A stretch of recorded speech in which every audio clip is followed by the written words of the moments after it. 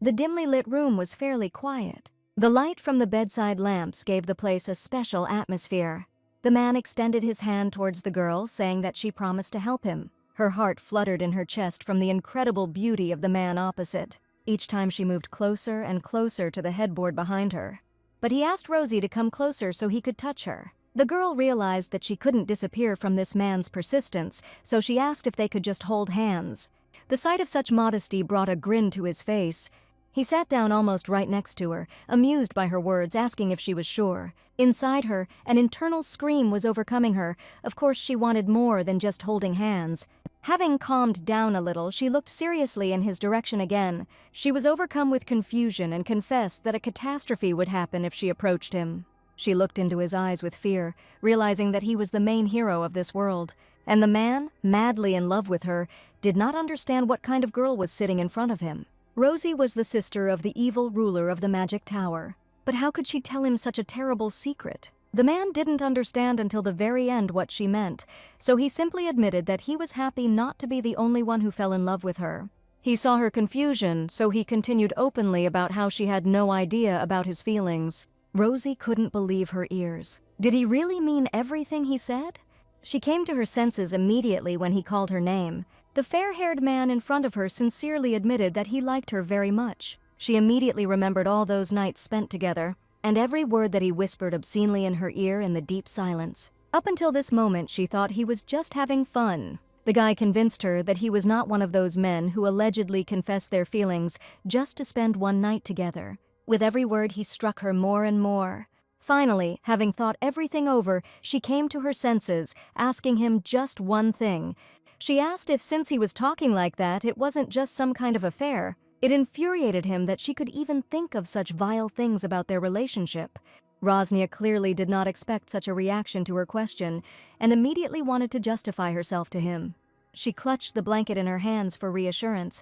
In addition to this awkward question, she felt his menacing gaze on her. Rosie, unable to find the right words, remained where she was, trembling with fear. He just sighed tiredly when he realized that he had accidentally frightened the girl with his appearance. It was still dark outside, and the fireflies were the only rays of light in this pitch darkness. The man tried to keep a distance between them and again brought up the topic of their relationship.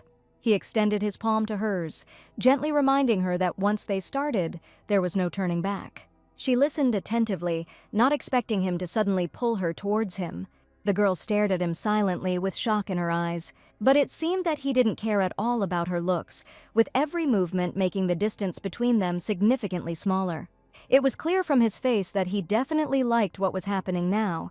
His hair was soft as moonlight, and his eyes were as bright as the most beautiful emeralds.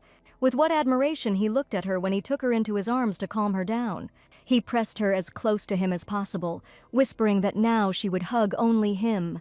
Rosie listened to him silently, feeling how he played with her hair. In return, the man said that he would also hug only her. Having said all the conditions he wanted, he kissed the lobe of her ear, making her heart jump with happiness. The guy buried his palms in her soft curls, indicating that now she would also only kiss him. Rosnia asked him to wait, but under this insistence she continued to melt in his arms, and his words about how she touched him as much as she wanted threw her completely off track. He pulled away from her a little so he could see her face, but tried to maintain the level of closeness that had just been between them, looking at each other as if the whole world had stopped just so they could enjoy this moment forever. She placed her hand on his chest and shook her head in confusion in agreement. Convinced of her approval, a loving smile blossomed on his face. He reached out his hand to gently tuck a strand of her hair behind her ear. Her heart stopped when she realized what he was about to do. Slowly approaching her, he kissed her on the lips as if it was their first time. As she surrendered to him, she wondered how it had come to this, since Rosie was the hero of the novel. Her brother was the most dangerous in this world, and her lover was his sworn enemy, between whom there was a terrible war. Fighting with each other, each of them wanted to emerge victorious in this duel. She was a forgotten and insignificant supporting character who was reborn after that battle. Now it would seem that such trifles are nothing in this case. But this story began long before today, namely 20 years ago. She didn't know everything from the very beginning and didn't remember how she was reborn in this novel. The girl remembered only the silhouette of a man with a sword in front of him, which led to her death. The girl was supposed to die at the hands of the protagonist because of her brother's crimes, and so ended her role in this novel. Each time after her death, the mechanism eventually began to turn. The hands stopped at the same place, forcing her to start her life from the very beginning. She remembered how suddenly she found herself back in her childhood. At that moment, the girl still did not understand anything, being in shock from what had happened, which seemed simply impossible. And while she was trying to digest everything, a pair of red eyes stared in her direction. Her brother sat at the head of the writing table watching his younger sister. He noticed Rosnia's panic and slammed the book shut, turning all his attention to her. The girl almost cried as she tried to comprehend the fact that she could die at any moment. She didn't even notice how the boy stood up from his place and came closer to her. The future villain stood before her, and now she will do everything to avoid repeating her past fate again. He stood with a book in his hands, wondering what had happened. The girl quickly hid her tense thoughts, as if nothing had happened, beginning to smile at her brother, not understanding what he expected to hear from a 3-year-old child. The boy did not understand these sudden changes in his sister's behavior, but decided to remain silent. He turned his gaze somewhere to the side and began to conjure with his hands. With the help of his strength, the boy picked up her favorite toy from the floor, which she had dropped a couple of minutes ago. She watched this with interest from the side when the toy was once again buried in her hands. As expected, he uses gravity distortion magic too easily for his age. But it was only natural to see this from the main villain, who was incredibly talented. After all, her villainous brother, who is only 4 years older than her, will one day become the youngest owner of the tower in history. While he will wreak havoc throughout the world, he will ultimately be defeated by the protagonist, a handsome man with an unusual appearance that can be remembered from just one glance in his direction. She remembered with horror their end and how mercilessly the Duke dealt with them. But now it's her turn to change their fate, even if it means she has to live her life over again. In confirmation of this, she confidently squeezed the toy in her hands. The girl thought she was born with a golden spoon in her mouth, but how did it happen that it was simply gilded? If everything goes according to the original plot this time, death will await her again. But how can she make sure that this does not happen? From the novels she had read in her past life, she came up with a plan that she would now have to teach the villain how to survive. But how can she teach this to such a crazy and brilliant brother? It seemed like an impossible goal to her, because her brother was so smart that he could read books about magic at such a young age, which are difficult even for scientists. They exchanged silent glances, each lost in their own thoughts and not knowing how to approach each other. The boy noticed her behavior and asked if she was looking at him for so long because she was hungry. But even his words didn't make her lose her temper, thinking only that the plan was so complicated that it was easier to give up. She squeezed the stuffed snake tighter. Swinging the toy, she cursed the whole world for the fact that something like this had happened to her. A second later, the snake flew into the boy's face, causing him to flinch in surprise. But he still remained in place, not stepping back even when the toy was already lying on the floor again. His gaze flashed dangerously red as he looked at his little sister. The girl thought that after her antics he would definitely want to kill her, as she wanted, but she only hoped that it would be quick and painless. She closed her eyes and began to wait for the unimaginable. But she soon realized that nothing was happening and opened one eye to see why he was hesitating. Realizing that nothing had happened, she just started looking at him, wondering why her brother was silent. The boy thought she wanted to learn gravity-bending magic, but Rosie simply threw a toy at his face in a dramatic gesture.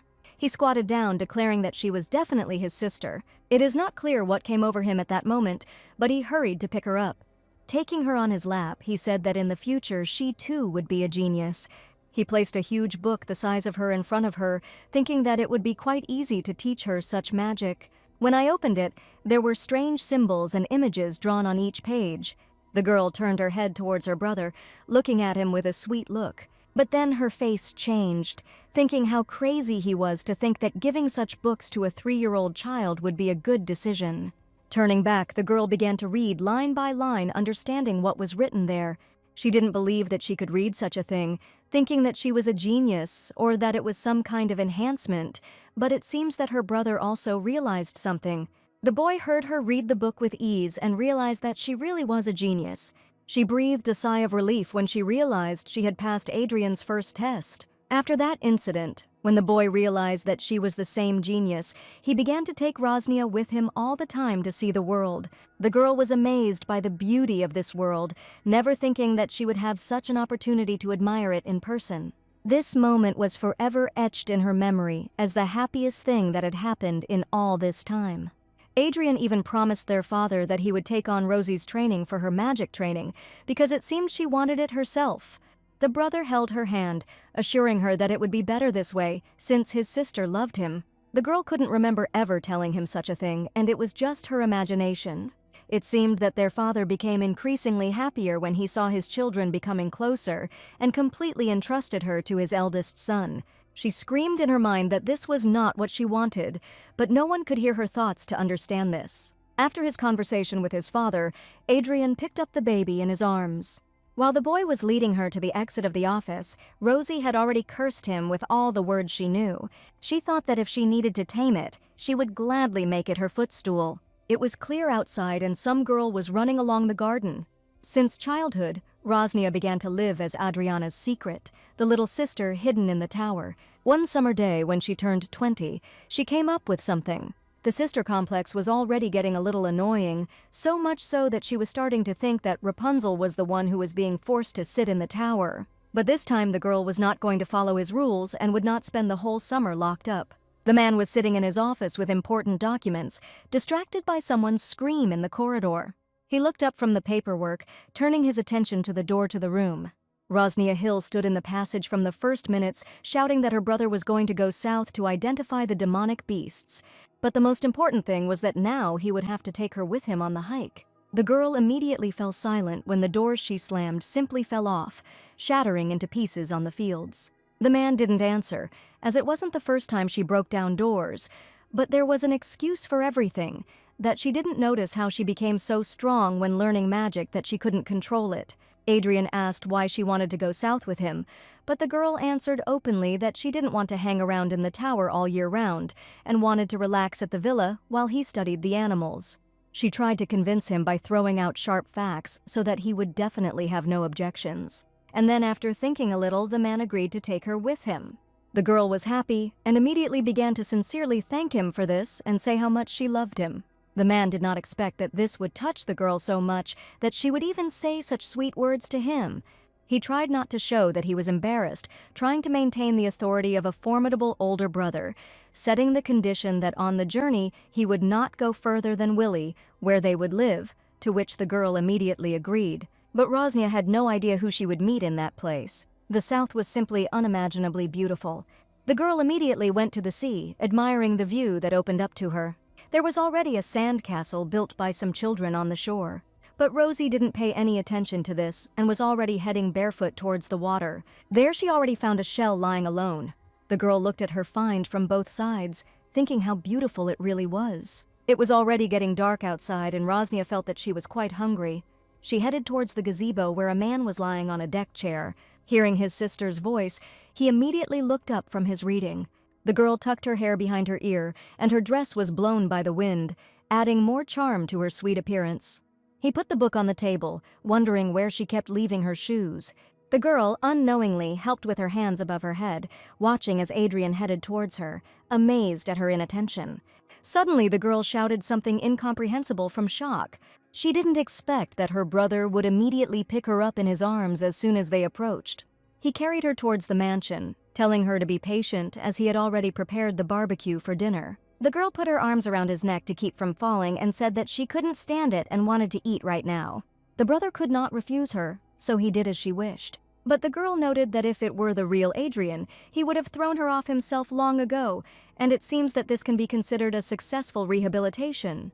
Tomorrow morning, her brother will leave on a ship to carry out the Emperor's order to capture the beast, which means that she will be left alone in their villa. But the girl even benefited from this outcome, because she would finally be able to take a break from his care. They were already approaching the gates of the house to spend the rest of the day there. At night, she tossed and turned with thoughts that her brother had threatened to ban her for 10 years if problems arose in his absence. The next morning, Rosie wished her brother to come back as soon as possible. She accompanied him to the entrance of the mansion, telling him to be careful when he carried out the Emperor's order. The man only responded to her concern with a kind grin. It sounded funny because of the two of them. It was Rosnia who had to be more careful.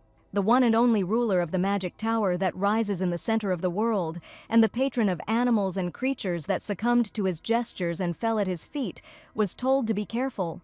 The girl herself began to think about the meaning of her previous words when he called her to him. And now this horrible villain, as if nothing had happened, was tugging at the top of his beloved sister's head. It seemed nice, but the girl didn't like that they considered her a dog when giving these unnecessary instructions.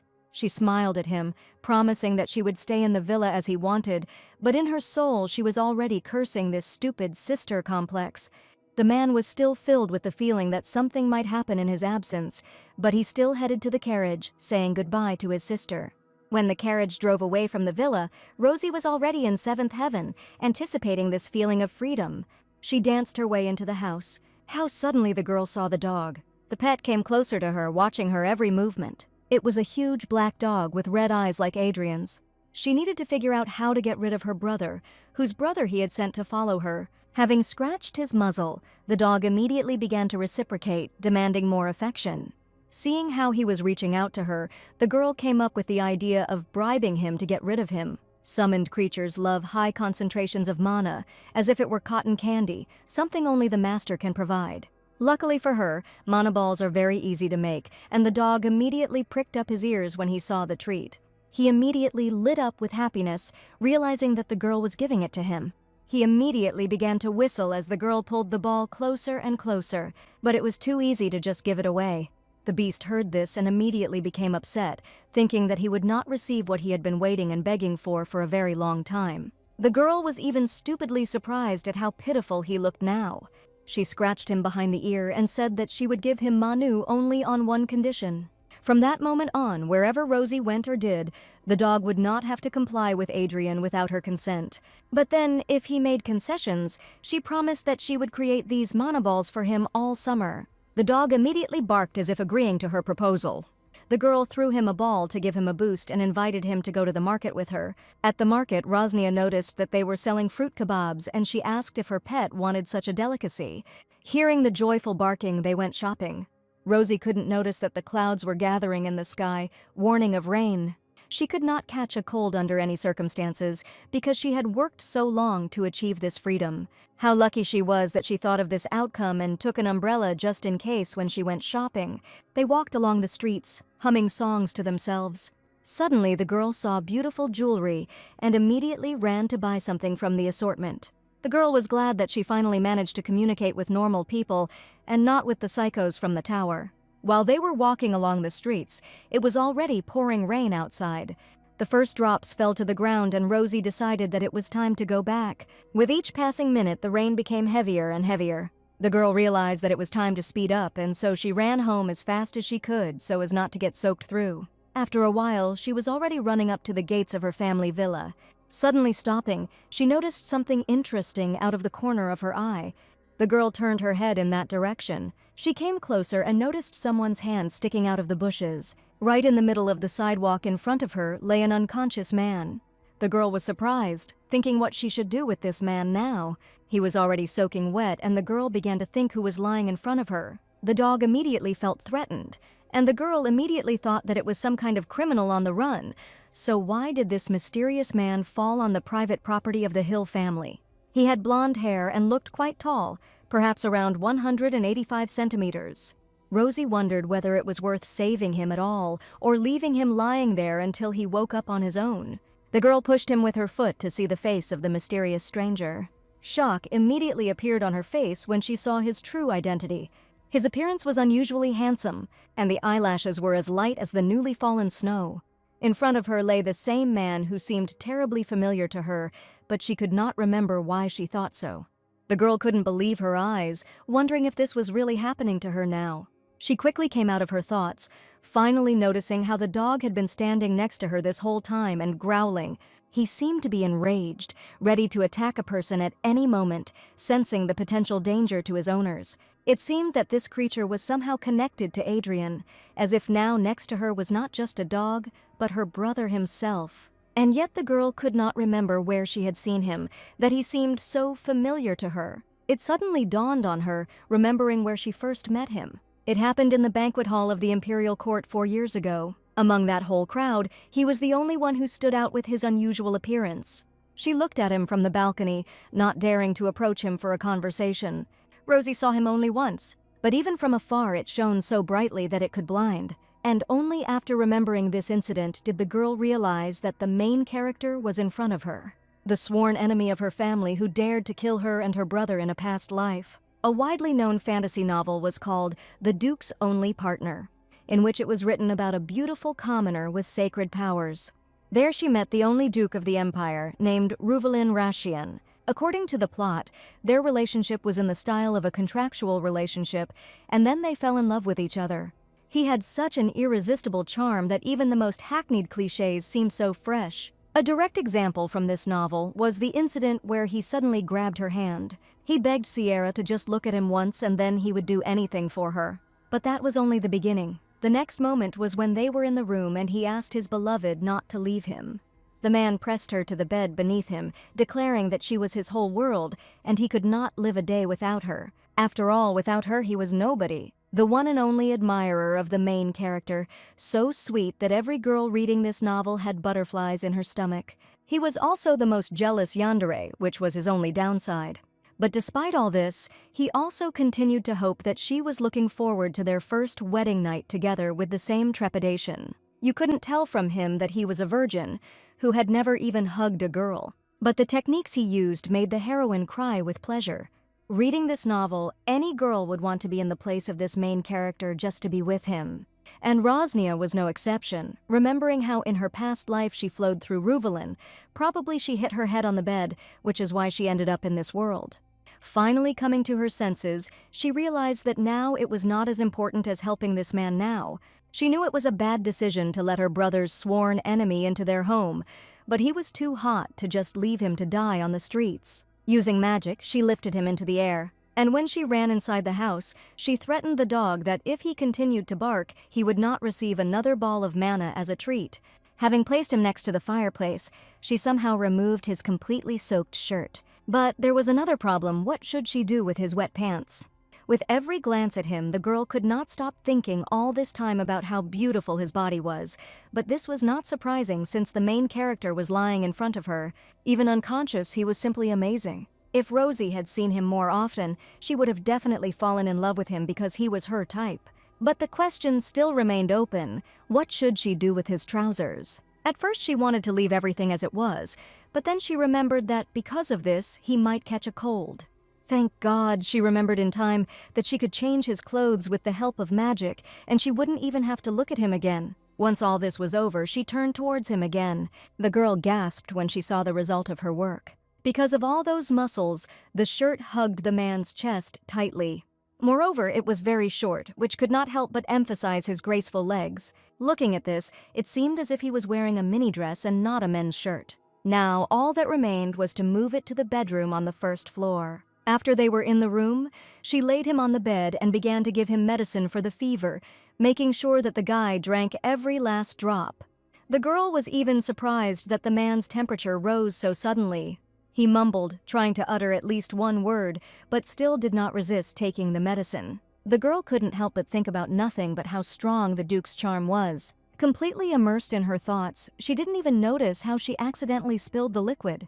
The man silently watched the girl with his eyes half open. Suddenly, he raised his hand, which made Rosie surprised. She didn't expect him to suddenly grab her wrist and pull her towards himself. The only thing the girl managed to do at that moment was scream in surprise. A second later, he had already pushed her onto himself. He buried his fingers in his wavy hair and pulled her as close to him as he felt like. His eyes opened slightly, slowly regaining consciousness. Seeing the girl in front of him, the man thanked Rosnia for saving his life. But what else could she have done? She explained to him that there was such a thunderstorm raging outside that he would have simply died. The girl looked clearly into his eyes, watching his reaction. Rosie couldn't get over the fact that he could remain so handsome even when he was sick. Ruvelin said he would like to know the name of his benefactor who saved his life. The girl was taken aback by his question, not knowing how to react. Should she have told him that she was Rosnia Hill, who also happened to be his enemy's sister? Moving slightly away from his face, she continued to think that there was nothing wrong with telling him who she was. Maybe this will make him hate her family less. Now he is softer towards her, and if he plays his cards right, then perhaps she will still be able to avoid death. When the calculations were completed, she gathered her strength and began to act. She looked the guy in the eyes and told everything as it was without a drop of lies. But the most unexpected thing was that the guy admitted that he was right after all. Abruptly and unexpectedly, he moved upward, knocking her back. The guy sat her on his lap, maintaining eye contact, not believing that it was really her. The girl was surprised that the Duke knew her, but how could one not know Rosnia Hill? She was, after all, the only younger sister of Adrian Hill, the only princess of the Magic Tower. It seemed that her heart was beating so hard that one might think that it would simply stop at the sight of the man's beauty. The man came even closer to her, so close that the tips of their noses touched, and whispered about whether she knew the man sitting right in front of her. She was surprised that this was the first man who called her by name when they first met, since usually all people address her formally. He acted as if he was an old friend of Rosie's, with whom she spent all her time. The girl couldn't even look at him because she was completely embarrassed by such closeness. But it seemed the man was only amused by her reaction, and he only pressed her closer to him. The girl clearly didn't expect this, but she didn't resist at all, allowing him to do whatever he wanted.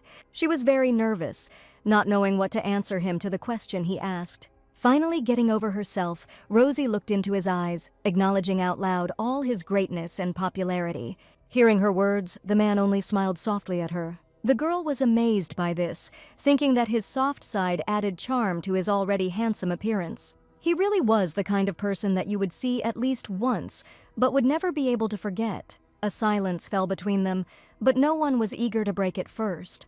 Rosie didn't know how to react to Reuvelin, thinking that he was trying to seduce her with his delightful smile. After thinking for a bit, she decided that it was time to start acting, but first she needed to get out of his clutches. When he saw that the girl wanted to move away, the smile immediately disappeared from the guy's face. If she thought she could just leave, she was deeply mistaken, because he wouldn't let her go anywhere that easily.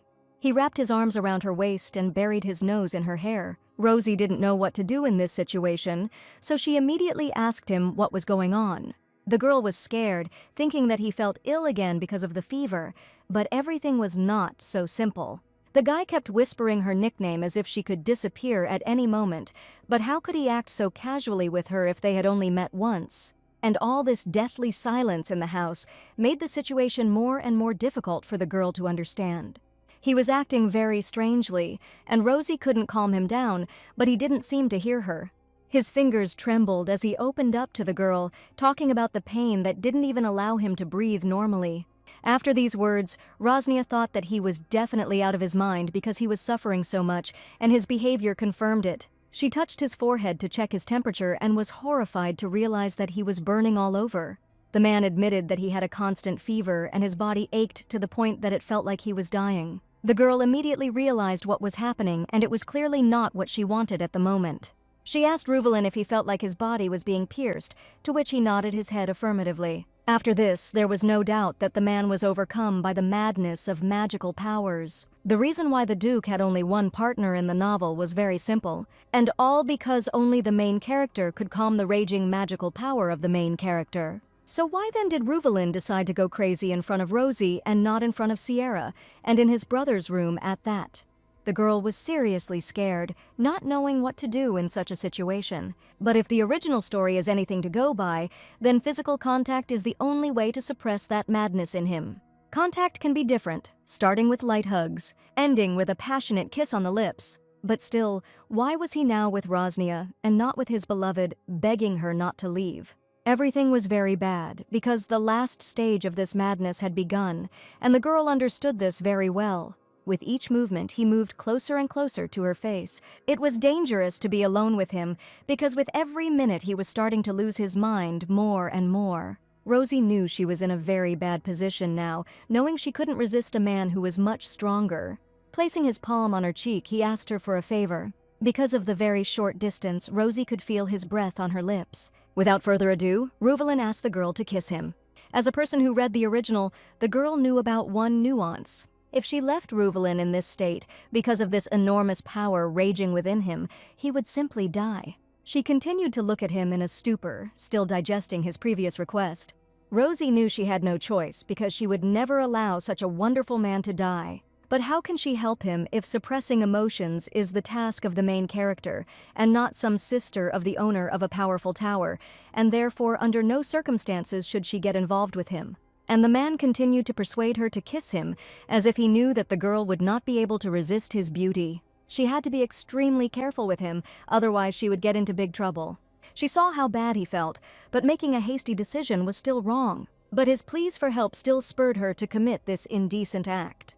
Seeing how bad the guy was, the girl for a moment could not shake the feeling that now she was faced with a choice on which the fate of humanity depended, and not just helping a person. Well, that's why all this is happening with Rosnia, because Ruvelian was supposed to have eternal love at first sight with the main character. Having finally made a difficult decision, the girl suddenly lifted the guy's face so that she could look straight into his eyes. And sending everything to hell, she responded with consent to his request for a kiss. The man couldn't believe his ears, thinking that he would never get an answer. Rosie made it a condition that it would be just a simple kiss and nothing more. To which the man agreed without hesitation, seeing no point in being indignant about this.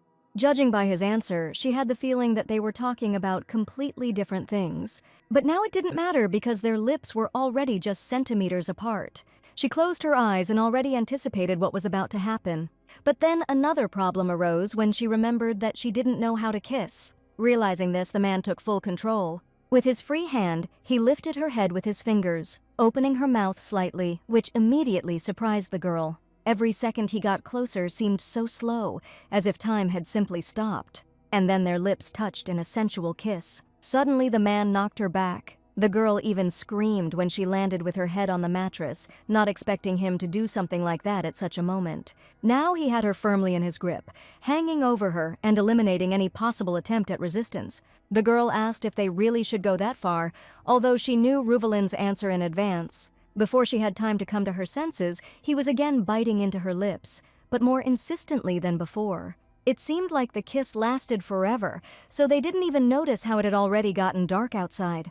The girl felt how his magical power enveloped her from head to toe, feeling the full force of his madness. When the oxygen in her lungs began to run out, she only then thought about why they were still kissing if the magic had long since died down. Therefore, at that very moment, she pulled away from his lips, breaking the kiss. Trying to catch her breath, she called his name. Hearing the voice, he immediately switched his attention from her lips to her eyes, and only she wanted to say that they should stop this. When suddenly he pressed his lips to hers again for another kiss. The girl immediately thought that the Duke's innocence would be at risk if he continued to be under threat. But most importantly, she was worried about the question of the beautiful heroine. Finally, after several attempts, she managed to get him off her. She looked at him with a genuine smile on her face, but her expression changed to a more serious one. The man looked at her as if he had been in pain. His face was like that of a poor puppy who had been abandoned by his owner. The girl saw this and could not find the strength in herself to refuse, but she had to stop him. But the Duke seemed not to hear her, demanding more and more. You wouldn't know it at first glance, but he really turned out to be a man who could drive people crazy in different ways. The girl admitted that such a relationship was wrong. The guy immediately asked why she thought so. Looking into his eyes, she said everything as it is without a drop of lies, that their relationship is too impulsive. He was pushing too hard, and that wasn't what she wanted. The man wondered whether she really thought so or whether it was a lie. And the smile never left his face when he heard such things addressed to him. The girl was surprised by this, as she expected a completely different reaction. The man stroked her hair and agreed to stop only after the kiss. Well, how could she ignore him for long if she looks at him with such an angelic gaze? In order not to go too far, she decided that it was time to leave him alone to sleep. Quickly getting out of bed, she hurried to the exit of the room. When she left, she couldn't help but feel the gaze on her back, but how could he even make such an innocent expression on her face after that kiss? With the help of magic, the girl covered him with a blanket, reminding him that he should have a good rest and sleep after he got soaked through in the rain. The man lay rooted to the spot, not knowing how to react to the concern for his health. Rosie wished him sweet dreams and left the chambers. Even when the door closed, he continued to look at the girl, watching as she walked away, leaving him alone. And only after that, he finally closed his eyes, gradually falling asleep. And so went Rosnia Hill's first day free from her overprotective brother. Meanwhile, no one was sleeping in the hunter's camp. The man wiped his sword, asking if they had received a response from the Duke. He reminded his partner that the Duke would only return in a month, so he would have to be patient. The captain of the knights, Verki, continued to go about his business. The fair-haired partner helped him with the cleaning, saying that it was boring with the other guys, so he was really looking forward to his lordship returning. The others broke their bones when they fought him in a duel, so the captain asked him to spare the others. But the boy liked that only his lordship could break his bones. He hoped that the Duke would return with a truce from the boys from the tower, and the war would end. The captain listened to the knight and sent him to train so that he would not stand there uselessly. The man listened to him and went to carry out the order with a smile. That same evening, lights were on in all the windows of Villa Hill. Rosie threw a box of clothes that Ruveline might like onto the chair. Having fed her faithful pet with manna, the girl went for a walk around the mansion. She walked along the corridors wondering if her guest had already fallen asleep. She couldn't get rid of those memories of that evening with him in her brother's chambers, and today's kiss was accidental, and she didn't know if she should wait for the next time. She had already suffered enough because of men in her past life, so she didn't want her heart to be broken again. She walked back and forth, completely not understanding what to do with herself from these annoying thoughts. After a while, she decided that taking a bath would help her relieve stress. But to do this, first I had to change clothes. Having finally done this, the girl wrapped herself in a towel as she walked towards the bathroom.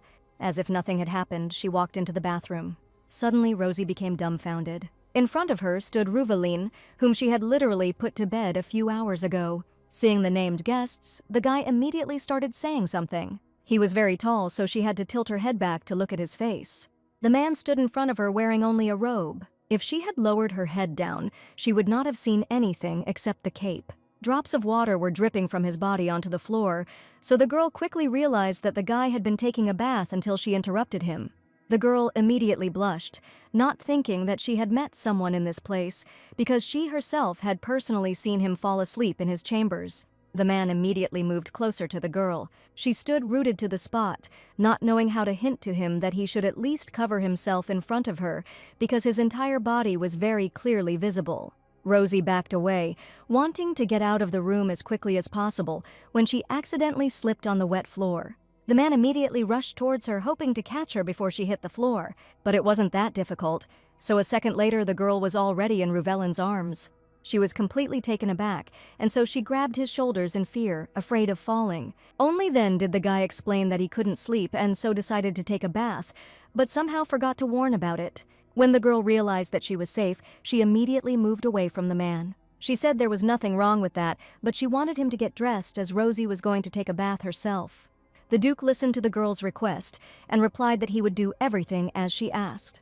As he walked past her towards the exit, the girl couldn't take her eyes off the floor. The girl immediately perked up when she heard that if she needed help she should call him, to which she immediately refused.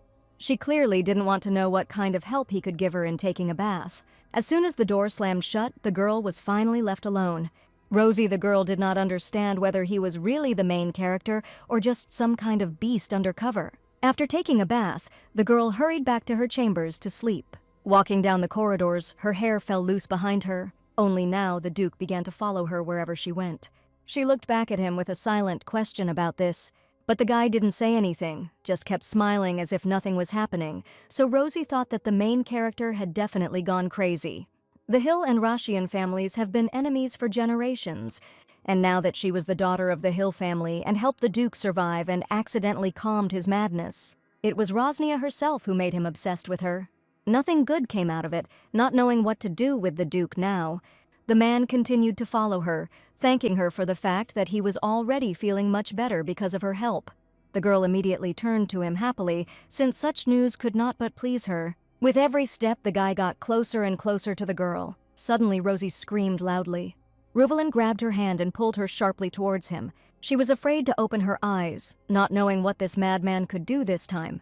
But then as she heard if everything was okay with her, she opened her eyes. The guy held her close to him by the waist, holding the top of her head with his other hand so that she could see his face. The girl asked herself in her head whether he really asked about her well-being, or if it just seemed that way to her. But no, she was not okay, and it was all because of him. Wrapping her arms around his neck, she whispered his name. And while he is trying to understand what she wants to do with him, the girl has already come dangerously close to him. 1 second, and their lips were already captured in a kiss, and all because of him. Rosie didn't even realize how much time had passed. Only after some time did they break the kiss, calling each other by name. But it was only a respite before the second approach that he arranged for her. He didn't want to let her go, continuing to hold on to her all the time. With each passing minute, Rosie began to think that she was clearly going crazy, since she should not have allowed herself to engage in such indecency with Reuvelin. So after these thoughts, she finally broke the kiss. Seeing how upset the girl was about something, the man quickly kissed her one last time. The girl's face immediately changed, realizing that just a little more and she wouldn't be able to stop. And the guy himself couldn't take his eyes off her lips. But at that very second, a familiar smile appeared on his face when he called out to the girl. Her legs were shaking with embarrassment and fear, not knowing what to expect from him this time. The guy touched her cheek with his fingers, gently removing the protruding strand of hair from her face. He hugged her, still not believing that she was the first to kiss him. The girl allowed him to hug her without any indignation. But then she suddenly came to her senses, realizing what this meant. Rosie tried to get out of his grip, but nothing worked. She couldn't even move from the spot, realizing that she herself had allowed herself to be trapped. Feeling the girl dig her nails into his shoulder, the guy raised his head to look at her. The girl apologized to him for being too impulsive. Trying again to get out of his grip, she promised that this would not happen again. The guy looked at her seriously, and only he wanted to say something important to her words. He couldn't help but smile as he repeated her words about impulsiveness. It was pretty funny, so the guy started to burst out laughing. The girl watched this silently, not understanding what made him laugh so much. Once he calmed down, he continued the dialogue, saying that this was quite an interesting statement. There was an awkward pause between them, and the girl didn't know how to react to him. In any case, it was time for them to go to bed, so he asked Rosie if he should take her to her room. The girl refused because it was not necessary at all. The man listened to her but did not insist on his own. Again breaking the distance between them, the guy came closer to her. He reached out and buried his fingers in her soft curls, and leaving a farewell kiss on her locks, behaving like a true gentleman. Rosie blushed, feeling for the first time that a man had shown himself to her like that. After that, they went to their rooms wishing each other good night's sleep. The next morning, the girl realized that she had overslept even though she needed to get up early. She put on her shoes as she left her room. While the girl rushed to check on Reuvelin, she prayed that he would not have time to do anything. Thank God the entrance to his chambers was guarded by their family dog, which did not allow him to do anything wrong. She immediately greeted her pet, realizing that she could breathe a sigh of relief since nothing had happened while she was sleeping. The girl opened the door to his chambers to check what he was currently doing. Having completely dismissed the painting in the room, the girl was surprised. Duke Rashian lay in his bed, sleeping peacefully. She came closer to his bed, telling him to wake up because it was already morning outside. The girl repeated it several more times until she decided to simply turn it over her shoulder. But only she managed to see that he woke up and somehow react. He quickly pulled her hand towards him. Laying her on top, he embraced her, burying his face in her hair. She remained lying there, not even knowing what to say to such abrupt changes. But the guy quickly turned over, laying her down next to him and falling back into sleep. What kind of person was he if he even kissed her on the cheek in his sleep? The girl reacted quickly and hit him in the back so that he would finally wake up. But even so, he did not immediately understand what was happening and began to wake up only after some time. Opening his eyes abruptly, he immediately released the girl from his embrace. Finally free from his grip, she was able to finally catch her breath. The guy even blushed, not expecting such behavior from himself. He apologized to her for this because he thought it was a dream, making such a cute face on top of that so that she would have no reason to be angry with him. Even his handsome face was beautiful, but what if she didn't care about his appearance? How would he have acted differently? She got out of his bed, telling him to get ready while she waited in the living room. He continued to smile, realizing that he had won the situation. But that wasn't as important as her plans for today. After breakfast, the girl suggested that they go see the sea together. The view of the sea was simply amazing as always, but it seemed that Reuvelin was watching the girl more than the scenery. She noticed his gaze and asked if he was enjoying their walk. The man didn't even hide the fact that she attracted him more than the memorization of her appearance. It was just crazy. The girl thought that she would pinch him right there for such a charming smile when he started flirting. They walked along the riverbank, enjoying each other's company. She still couldn't let go of their recent conversation, thinking that after all, he was just that kind of person. Rosie noticed that he was looking somewhere and asked what he noticed there. He replied that the guys in the distance were looking at her all the time. The girl didn't understand which guys he was talking about, so I decided to look in the direction where the man's gaze was directed. Along the shore stood a group of men talking to each other. One man started whispering something to another when he noticed that the girl was looking straight at them. The reaction of his interlocutor was very suspicious, observing that he even jumped on the spot from her words. Rosie and Ravelin walked past them as if nothing had happened, while the girl thought that this was happening because the guys were admiring her beauty. If it weren't for the Duke here but her brother, he would have already gone crazy, threatening to gouge out their eyes. These thoughts immediately sent a chill down my spine, but that wasn't the whole problem. Only now did the girl notice Ravelin's reaction to those men, and it clearly did not bode well. People noticed this too and were seriously scared. A second later, Hill watched as they ran away as quickly as possible, disappearing from sight. Without even really understanding what had happened, the girl continued her walk, enjoying the presence of the man next to her. She said that from now on she would only look at him. The man smiled hearing her confession and asked why she liked his face so much. Rosie laughed, clearly not expecting to hear a question about such obvious things. Since their topic has reached such a point, he must first answer what he thinks about her. She herself knew that she was quite cute, but what did such a picky person think about her? With each passing minute, waiting for an answer, she began to think that maybe the problem was that the girl was not his type, and that was why he was thinking for so long. But suddenly he stopped abruptly. The guy turned to her, forcing her to pay attention to him. His hands gently grabbed her in a strong grip as if the whole world had frozen just for them. He admitted that Rosie always looked stunning to him. It seemed to him that it would be better if he put it out there to get wet in the rain. She looked at him questioningly, expecting him to explain the meaning of the words to her. The guy continued saying that even then she would still have helped him. He knew this, and in a possessive gesture he pressed her to himself, giving her time to think it over. After a walk in the late afternoon, they returned back to the villa. Ravelin told the girl that he would cook them dinner so that she could relax and take a bath first. She was even embarrassed by this courtesy, because she didn't even know that the Duke knew how to work, but the guy insisted that he wanted to demonstrate his culinary skills in front of Rosie. Was it mentioned in the original that the main character had such skills, but I still didn't argue. She couldn't shake the thought that the Duke was behaving very suspiciously. After a while, they were already sitting at the table, starting their meal. After the soup, she tried the juice that was poured for her. The girl was amazed at how delicious the dishes Ravelin prepared. The guy watched how quickly she gobbled up the dinner he had ordered for her, and the smile never left his lips as he was pleased with himself. Unexpectedly, while the girl was drinking the drink, the Duke kissed her on the cheek. He continued kissing her, but it was clearly not what Rosie was expecting. She tried to stop him, thinking that the guy was losing control again due to the mana surge. She finally managed to push him away from her, staring at him in confusion. He seemed to look like normal, and she breathed a sigh of relief. The Duke did not resist her and only extended his hand towards her. With a slight movement of his finger, he brushed a strand of hair away from her face. Rosie was immediately surprised by his sudden change in mood, so she wondered if she should draw the line before her heart jumped out of her chest. She asked when he planned to return to the Rashian estate. The guy was embarrassed by such a question, not thinking that their conversation would turn to this, but he still asked if she wanted it. The estate couldn't remain empty without the Duke for such a long time, but it seemed that this didn't bother him at all, and he had no plans to return there anytime soon. He admitted that he would not return to the estate until he became truly dear to the girl. Why was he so eager to win her heart, as if it meant anything to him? Everything became clear to her, because his behavior served some purpose. This conversation had gone down the wrong path, and the guy immediately realized it, bringing Rosie out of her thoughts. The girl began to feel unwell and immediately told him about it. She hurried from the table, thanking him for the food he had prepared. As soon as Ravelin was left alone, he took off his friendly mask, not hiding his true nature.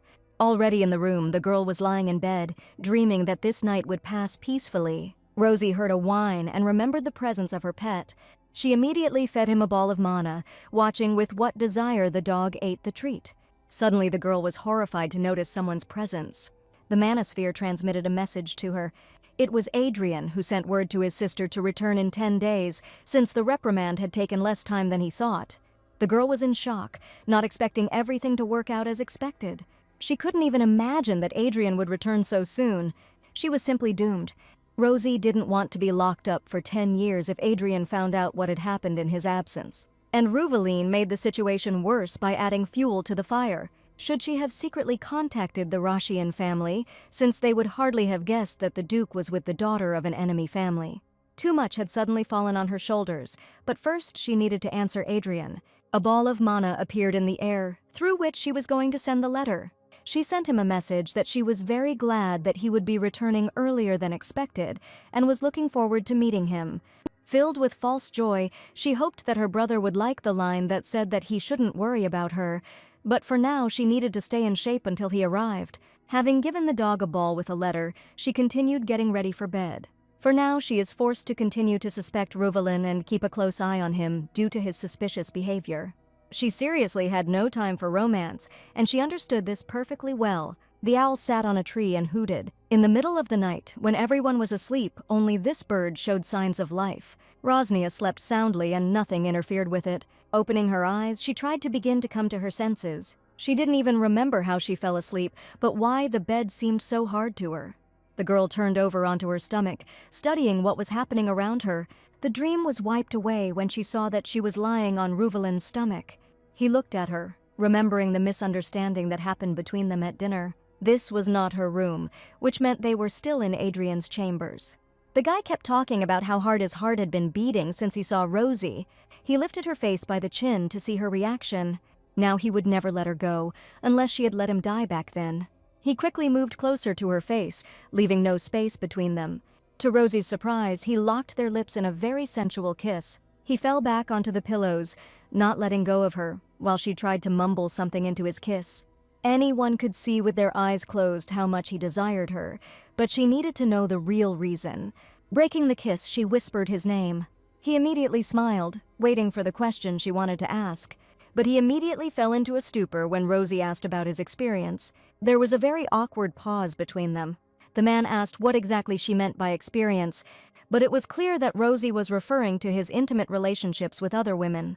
He grabbed her wrists with both hands in a strong grip. It was clear that he didn't particularly like her question. The girl didn't understand why he was angry over such a trifle, but Ruvaline immediately became embarrassed, not understanding who she took him for. He was an extremely popular duke, so she asked about such things.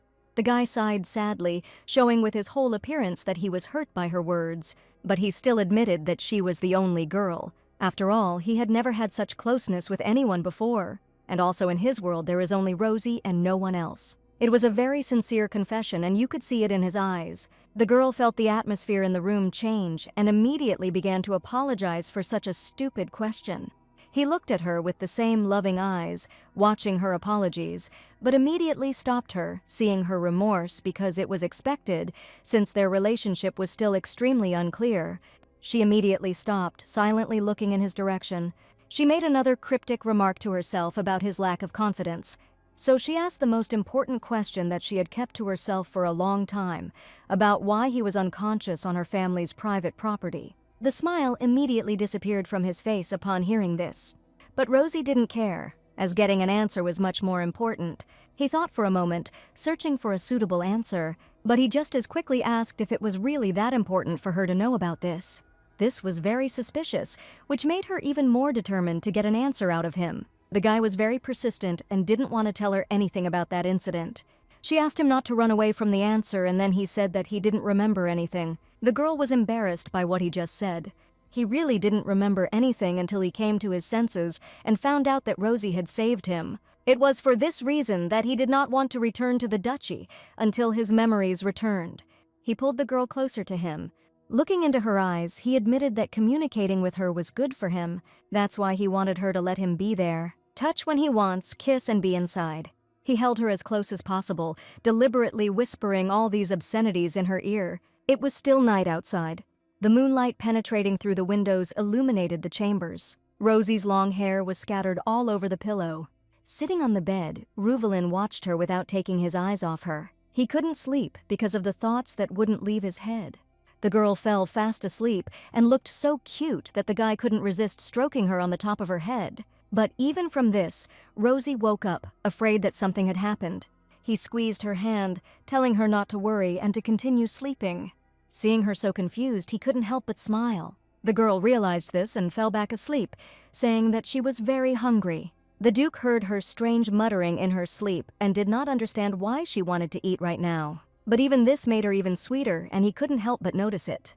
Suddenly, while he was thinking about her, the girl began to mumble again. She whispered her brother's name. Reuvelin heard this and was instantly overcome with anger. Adrian was her brother, and he knew perfectly well what this man was like. The closest person to Rosnia than the Duke, and if he had the opportunity, he would erase Adrian Hill's memory of her. He looked at her and dreamed that this girl would be only his, from the very beginning to the very end. Her heart, her soul, and every moment with her were only his. He didn't even understand when this desire had time to appear. Suddenly, memories from the past came flooding back. It happened long before that banquet 4 years ago, in early summer, when the lilacs were blooming beautifully in the Russian duchy. He was 13 years old that day, and he was trying to run away. That very day when he tried to escape from his own destiny. He sat at the table and listened to the butler tell him that he had received a gift from Count Andrico. He listened silently, reluctantly spending the day. Even on this birthday, everyone will pity and look at the young boy because his parents died on this very day, but despite this, he still sent a reply letter to the Count. He didn't understand what kind of affection they expected from him for parents he had never even seen, but that was what made him even more angry. Everyone just thought he was a good, quiet boy, which was complete nonsense. He closed his eyes, trying to somehow distract himself from all this fuss. But he also remembered that no one would forbid him from occasionally spending his birthday in peace. That's why he headed towards the mountain of gifts that were given to him. The letter was the only thing he had. On the day the boy ran away from the estate, this was the only thing he left behind.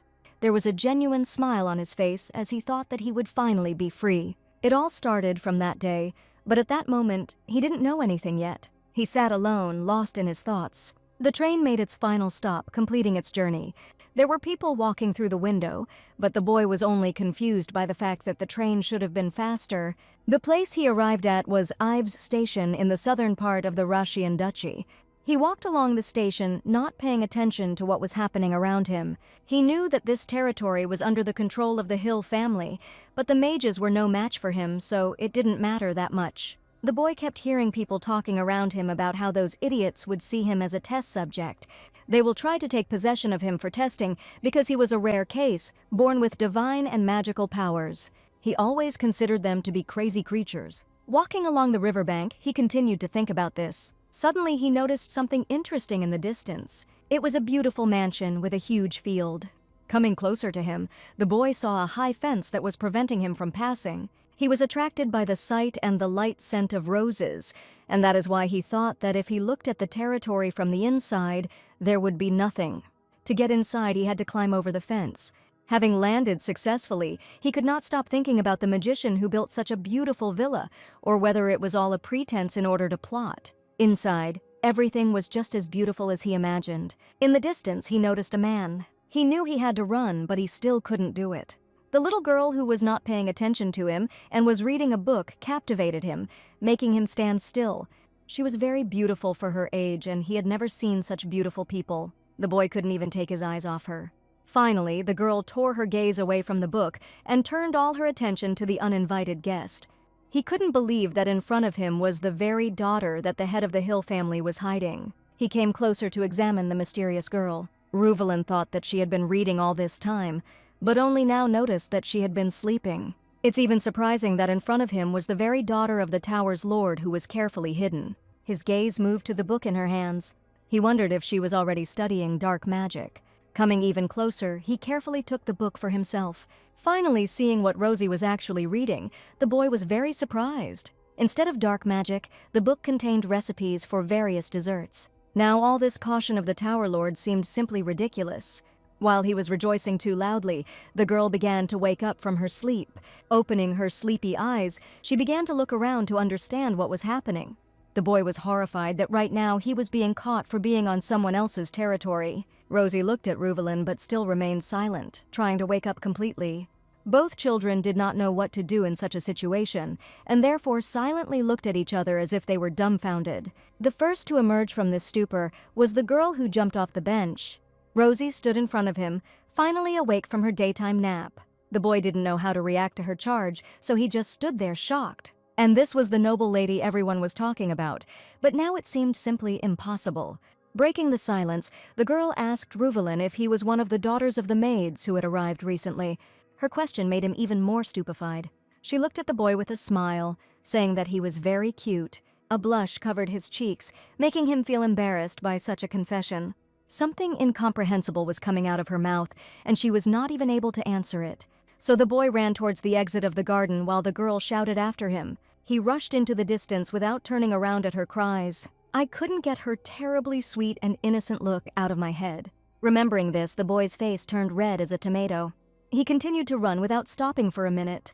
So his train passed before his birthday, and when he returned back to the Duchy of Rashian, forgetting this girl was just as easy. Having finally taken off his wig in front of the officers, he revealed his identity after 4 years and 4 months. The guy received a letter of invitation from the Empress in any case, again trying to introduce him to her youngest daughter. He had no choice but to attend the ball, so he ordered his servants to prepare his evening attire. The butler bowed before him, asking if he needed anything else. The guy immediately refused this offer, but the only thing he wanted to clarify was that the clothes should be in blue tones. And so the day of the banquet arrived. In the hall, everyone was dancing in pairs, not paying attention to what was happening around them. Ruvelin approached all the lonely girls standing there, greeting them. While he was deep in conversation, he couldn't help but think about the Hill family, as they were supposed to attend today's event. Suddenly, a commotion began at the entrance to the palace, attracting the attention of everyone present, including the Duke himself. At the door were Rosnia Hill and Adrian Hill walking into the ballroom. The eldest son walked at the head, showing in every way that he was serious for his age. Everyone present began to whisper among themselves that the tower's master had finally arrived. But Ruvelin no longer cared about this. The crimson hair he had been thinking about all these years came into his field of vision, still as beautiful as he remembered. Rosnia stood there before him, already grown up but already alive and not in his head. The guy opened his mouth and couldn't describe in words how surprised he was to see her here. She was very different from how he remembered her 4 years ago as a little girl. Now Rosie was walking next to her brother, chatting animatedly about something. Now all eyes at the ball were drawn to her alone. Suddenly, the crown prince approached her and invited her to dance. He admitted that he was very surprised that Rosnia Hill herself would come out. Ruvelin watched her from afar, completely darkened by what he saw in front of him. At this time, Rosie was dancing with all her might in the center of the hall with the prince. They were laughing and looked too happy together.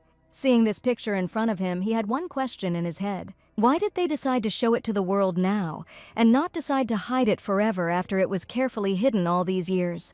And now this damn crown prince is dancing with her, so why not just strip him of his title for this opportunity? Having come to his senses, his face immediately changed, not understanding why he was even thinking that way. Turning his head to the side, he noticed Rosie's brother, and judging by his face now, he was also not in a particularly good mood. He realized that Adrian Hill was behaving as usual. Looking at his side again, he noticed that the guy was no longer glaring at him. But that didn't change the way he looked at his sister. Even without realizing that they were in the same boat, this picture in front of them made them angry. It was unpleasant for him to realize that he and Adrian were so similar now. Everyone around was whispering. And in Ruvelin's mind, thoughts continued to visit him about how it would be wonderful to gouge out everyone's eyes. Rosie had already finished dancing as she watched the prince say goodbye to her. Her gaze was drawn to the man who was watching her so intently. For the first time in a long time, Ruvelin and Rosnia's eyes met. They looked at each other silently, not knowing what to say in such a situation. He looked at her as if he was showing his displeasure with their closeness, but he couldn't say anything. A minute later, the girl was already walking past him, thinking about how handsome he was. His fists immediately began to tremble with anger, realizing that he had missed another chance to talk to her. Now Rosie was standing next to Adrian again, telling him what had just happened to her. The girls whispered that the Hills had reached the age for marriage. Now hearing all these services that concerned Rosie too, the guy began to get angry. Turning his gaze from them to the men, he noticed the same picture. Ruvelin's assistant approached him, reporting that everyone was busy talking about the tower's lord, although they were an ordinary family without title or power. The assistant noticed that Ruvelin seemed upset because of the headman's youngest daughter, so he pointed out that everyone was mistaken about her cuteness. The Duke immediately ordered him to shut his mouth towards Rosie. Leaving him to realize what was happening, the guy already hurried away from him. He purposefully headed towards the exit, not paying attention to anyone around him. Now he was burning with anger about this evening, and it wasn't very good. After some time, Reuvelin arrived in the Duchy of Rashian. There were numerous pieces of precious jewelry lying on the table. The assistant thought that the Duke had definitely gone crazy to decide to collect such things. He looked like he usually did, but that wasn't the only strange thing, because right now, for some reason, he was picking up a recipe book. But apparently he is just bored with his life. The guy peeked from behind his book, watching the strange behavior of his assistant.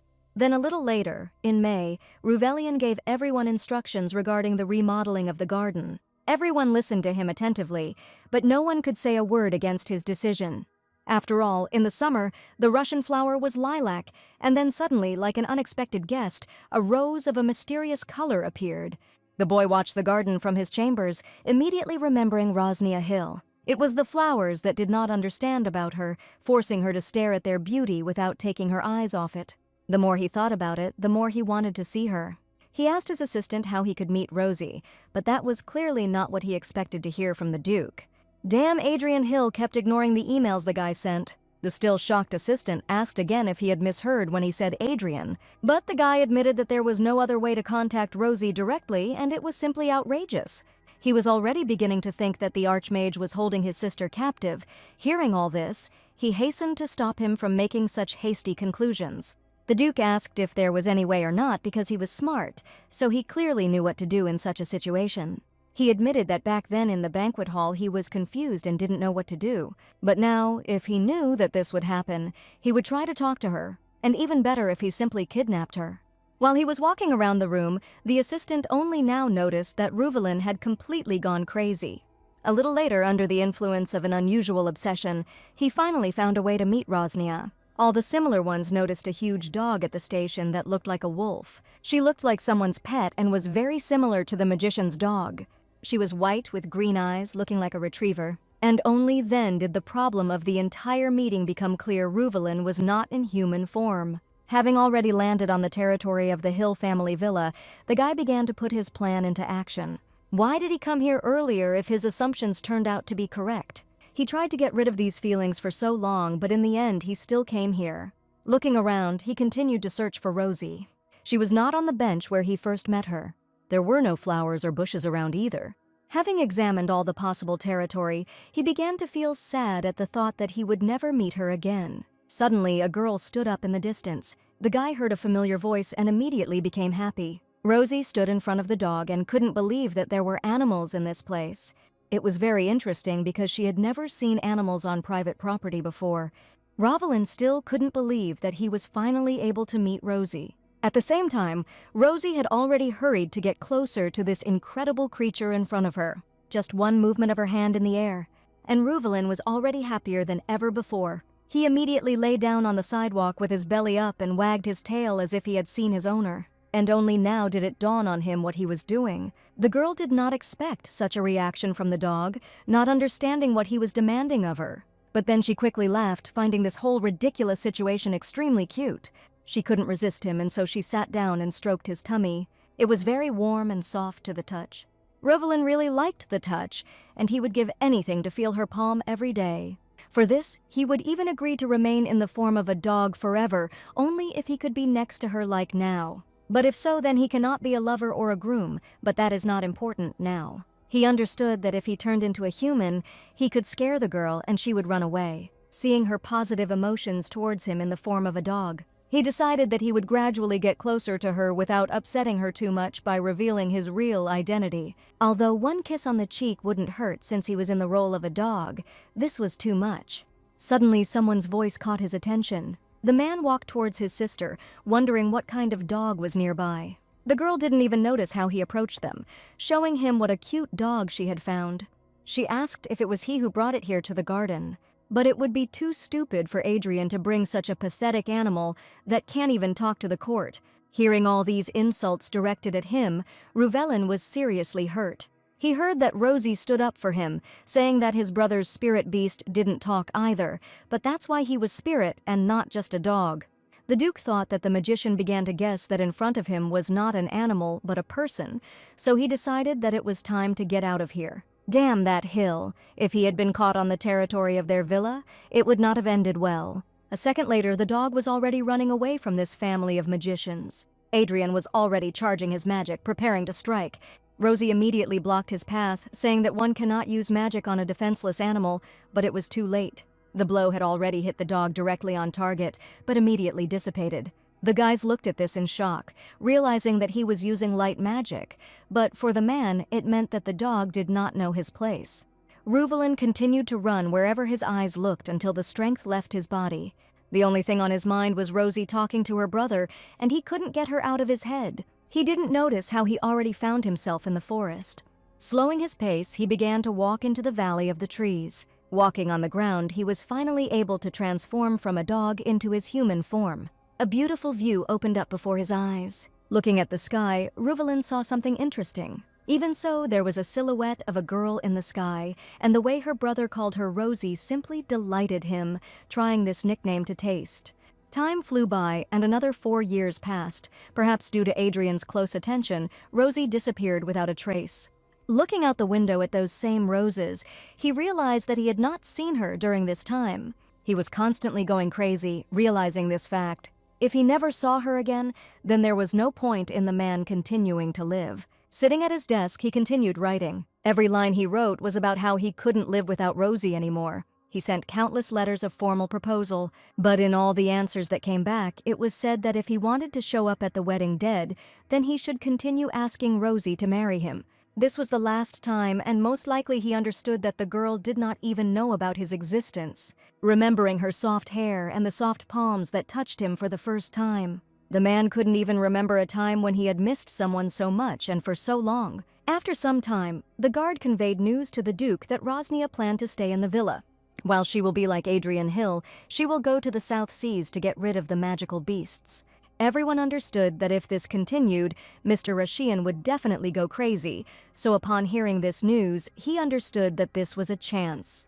He immediately became cheerful, realizing that finally, after so many attempts, he would be able to see Rosnia. Over these 4 years, she had probably matured, and he was already imagining in his head how much more beautiful his beautiful Rose had become. It was raining outside that day, and he was lying unconscious on the sidewalk in front of their villa. He was promised that he would be able to control his instability after 25 years, but why did it happen at such an inopportune moment? Opening his eyes, he kept thinking that he would die if he didn't see her at least once. Suddenly, the silhouette of someone's legs fell into his eyes. It was Rosnia with her faithful dog studying Reuvelin in front of her. She looked down on him, not understanding what kind of man was lying in front of her on private property. But he didn't care, because his destiny had come after all. In the morning after the rain, dew dripped from the plants. Rosie slept peacefully alone in the huge chambers as if nothing had happened. Opening her eyes, she began to come to her senses after sleep. Sitting on the bed, she rubbed her eyes and could not understand what kind of sweet smell was in the air. Suddenly, Reuvelin stood up in front of her, asking the girl if she was awake. She still hadn't fully recovered from her sleep, asking the man what was going on. The guy silently listened to her questions about when he woke up and what time it was. He came closer, saying that it was still morning, but the girl asked him to stop where he was. She was wearing just a shirt, and this surprised him very much. Then the guy suggested that they spend the whole day doing nothing, and then they would get used to each other naked. Ek was ashamed, and she didn't want to do it, but he didn't understand why. He was not embarrassed to hint that this made the situation even more attractive. The girl was embarrassed, not understanding what he was even saying. And having asked for forgiveness in advance, Reuvelin lifted the girl into his arms. She wanted to ask him to wait, but the guy had already started kissing her face. He was heading towards the window, and the girl did not understand why he was doing this. Her gaze fell on the view from the window. The entire garden and greenhouse were strewn with beautiful roses. The girl was glad that the flowers had finally bloomed. She admitted that this scent of roses always lifted her spirits whenever she smelled it. The Duke couldn't believe his ears, asking again if she was lying to him now. He couldn't help but notice how sincere she was when she confessed such little things to him. She noticed his gaze and asked why he was looking at her like that. But the answer was obvious. But still, hearing the words how beautiful she was from a person with such an appearance was unrealistic. He laughed a genuine laugh at her words. The guy pressed her to himself, enveloping her in a kiss, early in the morning, and he was already attacking her like a beast. It was just a kiss, but her heart began to beat with such trepidation as never before. He prayed that his dear Rose would remain equally ignorant and think of him as the noble Duke of Rashian. After all, he was frightened by the thought that if she found out the truth about who he really was, she would simply run away. The weather was wonderful in the garden. They were walking along the garden, chatting animatedly about something. She always walked with a glass of liquid, and he couldn't ask her if she liked lemon water because she always drank it. Their conversation turned to hobbies, but Rosie didn't think that Duke Rashian's cooking was one of their hobbies. Bringing her out of her thoughts, Ruvalin asked if she planned to plant any more flowers in the garden. She admitted that the garden was designed according to her mother's taste, and what a surprise it was that the guy knew her. Ruvalin said that he knew her as one of the most famous knights in the Empire, but that was a long time ago, until she gained notoriety by getting married and becoming a magical swordswoman. As far as Rosie could remember, her mother was not a person who could do anything bad to her, although sometimes she could make fun of Adrian by dressing him like a girl, but for them she was still a real mother. For some reason she missed her, but she didn't really even know if she was still alive. Recalling fragments from the past, she heard that Ruvalin confessed that his teacher was actually the brother of Lady Irunya. She didn't know that her mother had a brother, because she was never told such a thing, but she knew that her mother was the illegitimate child of some nobleman. She asked what his teacher's name was. It turned out that his name was Enric Robitz. The girl couldn't believe her ears. It was that same younger brother of Margrave Robitz. On the Eidos continent, if the Hill family was the most famous family of mages, then the Robitz family was a prestigious family of swordsmen that raised the best knights. The difference between the two families was that the Robitz were loyal to the emperor, while the Hills were the opposite. The Hills are not loyal to anyone, but the founder of their family was a member of the royal family, so they were nobles by blood. Understanding this, it became clear why her mother did not tell about her origin, because this could have caused serious problems.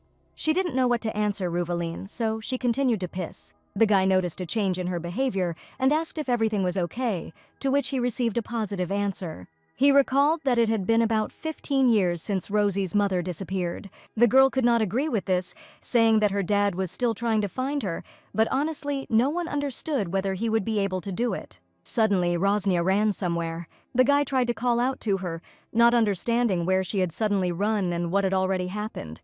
Rosnia stopped near the very bench where they first met and called him to her.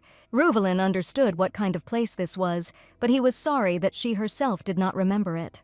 Sitting on a bench, she asked whether the Duke's teacher was a magician, if he had learned magic from him. Everyone called him a sage, because his teacher was, after all, both a magician and a knight. Oa thought to herself about the fact that there was a magical boy sitting in front of her, but the Rashians didn't like it when they used such expressions related to magic, but that's what made them strange.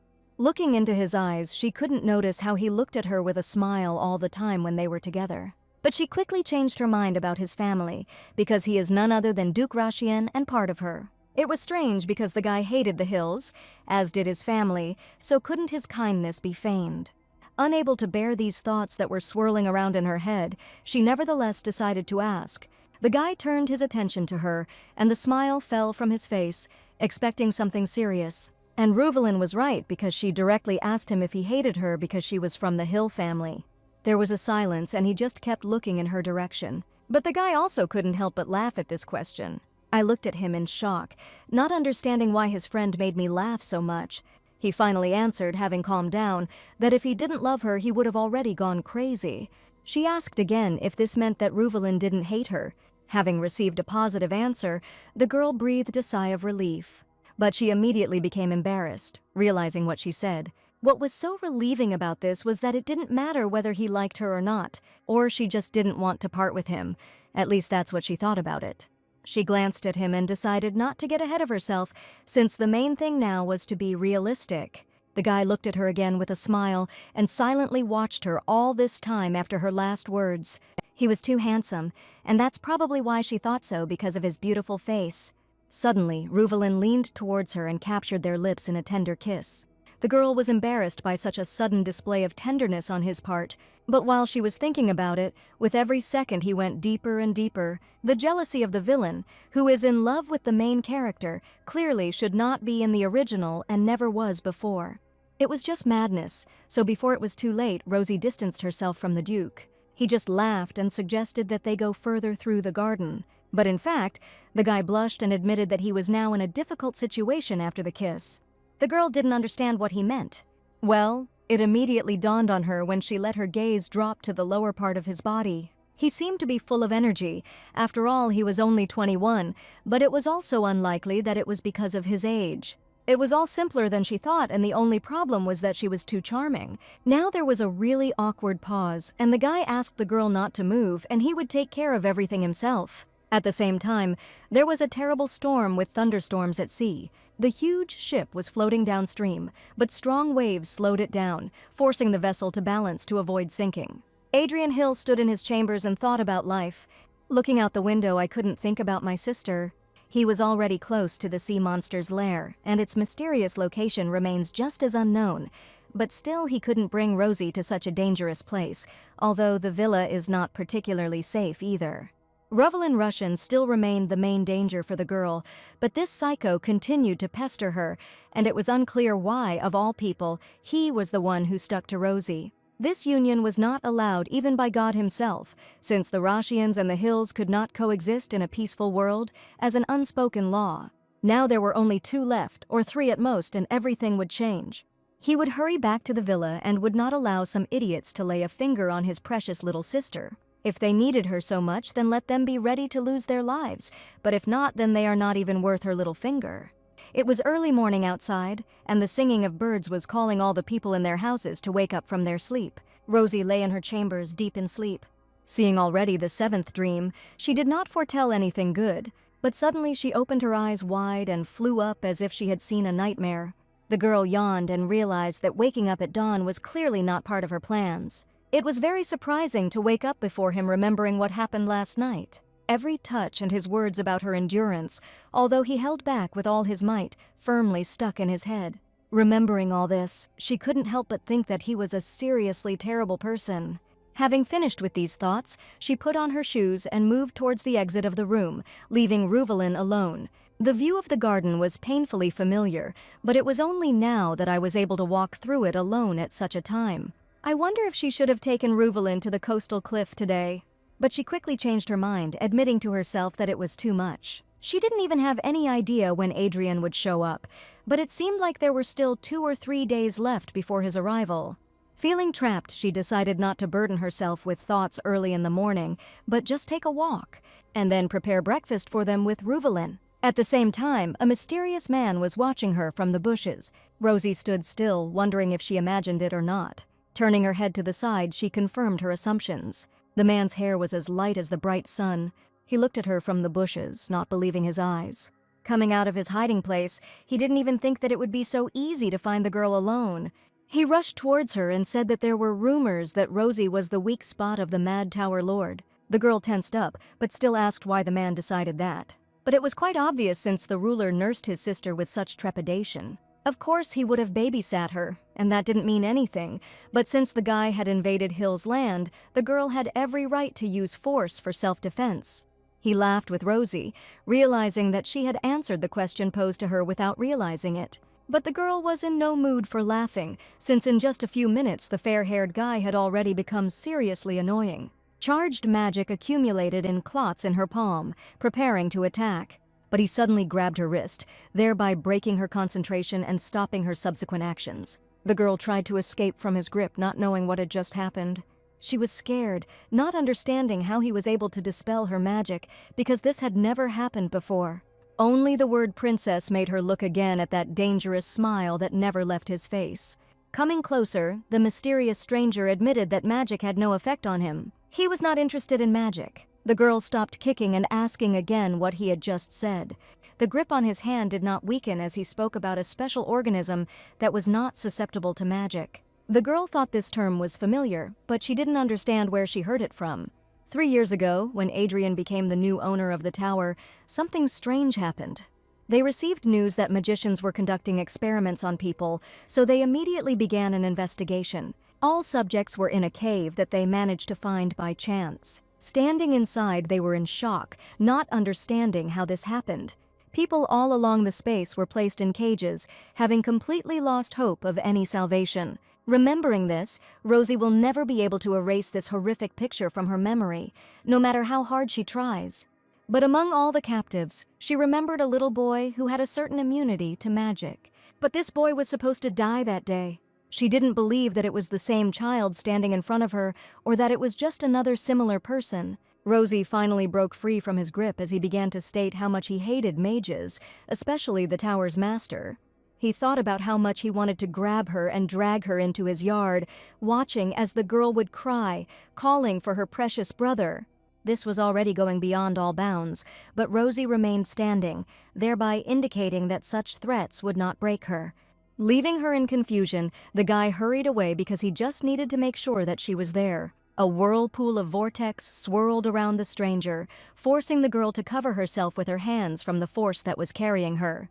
The girl narrowed her eyes, waiting for what would happen next.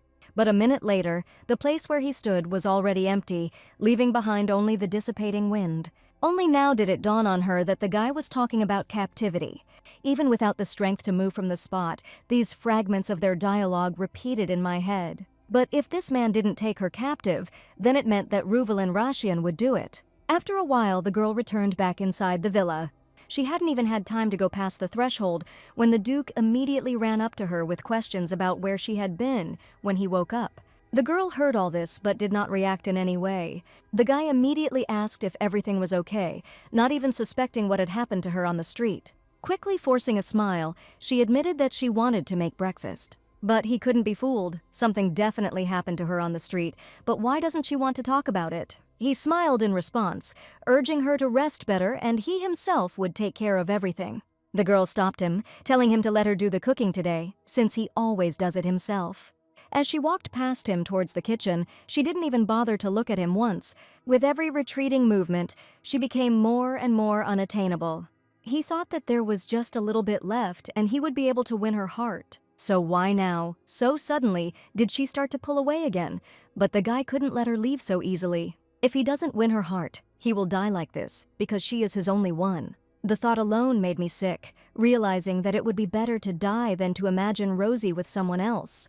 But if that happened, he wouldn't be able to spend time with Rosie anymore, and he didn't want that either. If she forgets him when he dies and is with someone else, her heart began to fill with anger from such thoughts. Seeing her in front of him at the counter cutting vegetables, he was clearly confident in his intentions. Every step towards her cut through this unattainable distance, like a hot knife through paper. Now was not the time to think like that, because he finally had his chance, and he would not let it go for anything. Rosie turned around in surprise, feeling a peeling sensation behind her back. He wanted to help Rosie with the cooking because it was much faster with 4 hands, and that was an indisputable fact. The girl gave up her seat, saying that she wanted to make a stew, since it came down to it. Not wanting to be near again, the girl went in search of ingredients for the dish. He could not notice this, but decided not to be indignant, but to do as she herself wished. Approaching the cutting board, he began to chop the ingredients, and in his thoughts the question still visited him: what if his mana gets out of control again, and he is on the verge of life? Will she allow him to die, or will she again save him from certain death? It was already night outside, and clouds covered the sky, preventing the moon from illuminating the earth. Ruvelin tossed and turned alone in his chambers, unable to sleep due to his poor health. Suddenly the door to the room opened. Rosie walked barefoot straight to the Duke's bed. The guy couldn't even put a couple of words together, trying to catch his breath and watching the approaching girl. She came closer to check whether the man was sleeping or not. The thought that this would happen never left her for a minute, so she decided to verify her assumptions. He could only squeeze out her name so quietly that it seemed as if it was not said out loud. Tears flowed from his eyes, and he did not understand whether he was alive or whether he had gone to heaven. With the last of her strength, she raised herself up on her elbows, sitting up on the bed.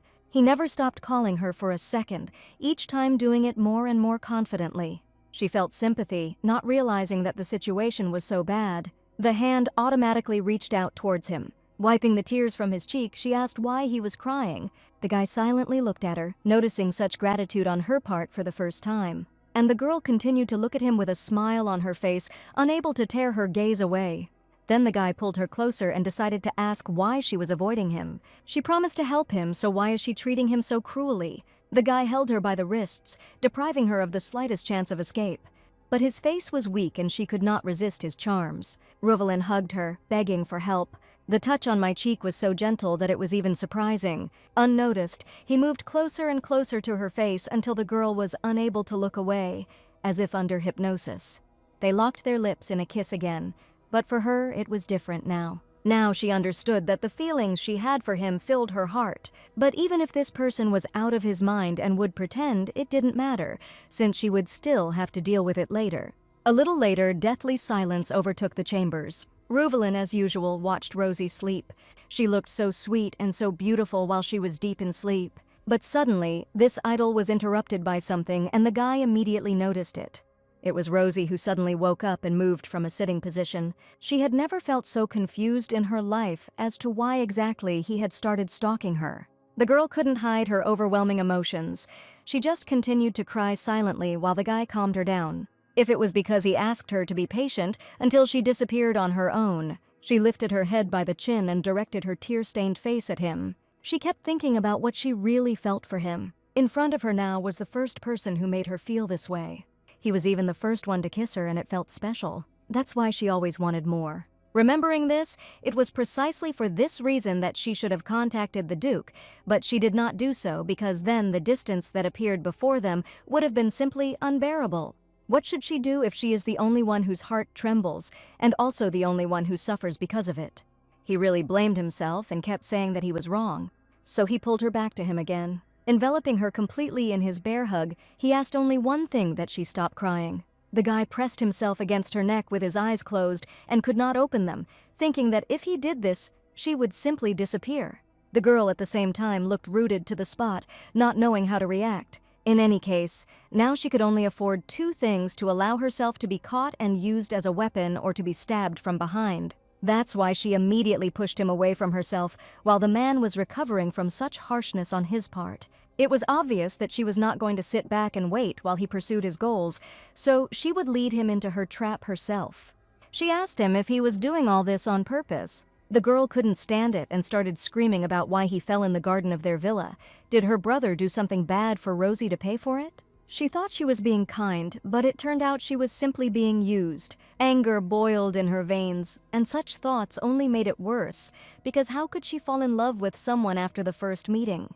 He silently looked at her, giving her the opportunity to throw out all the negative emotions that had accumulated inside her over all these days.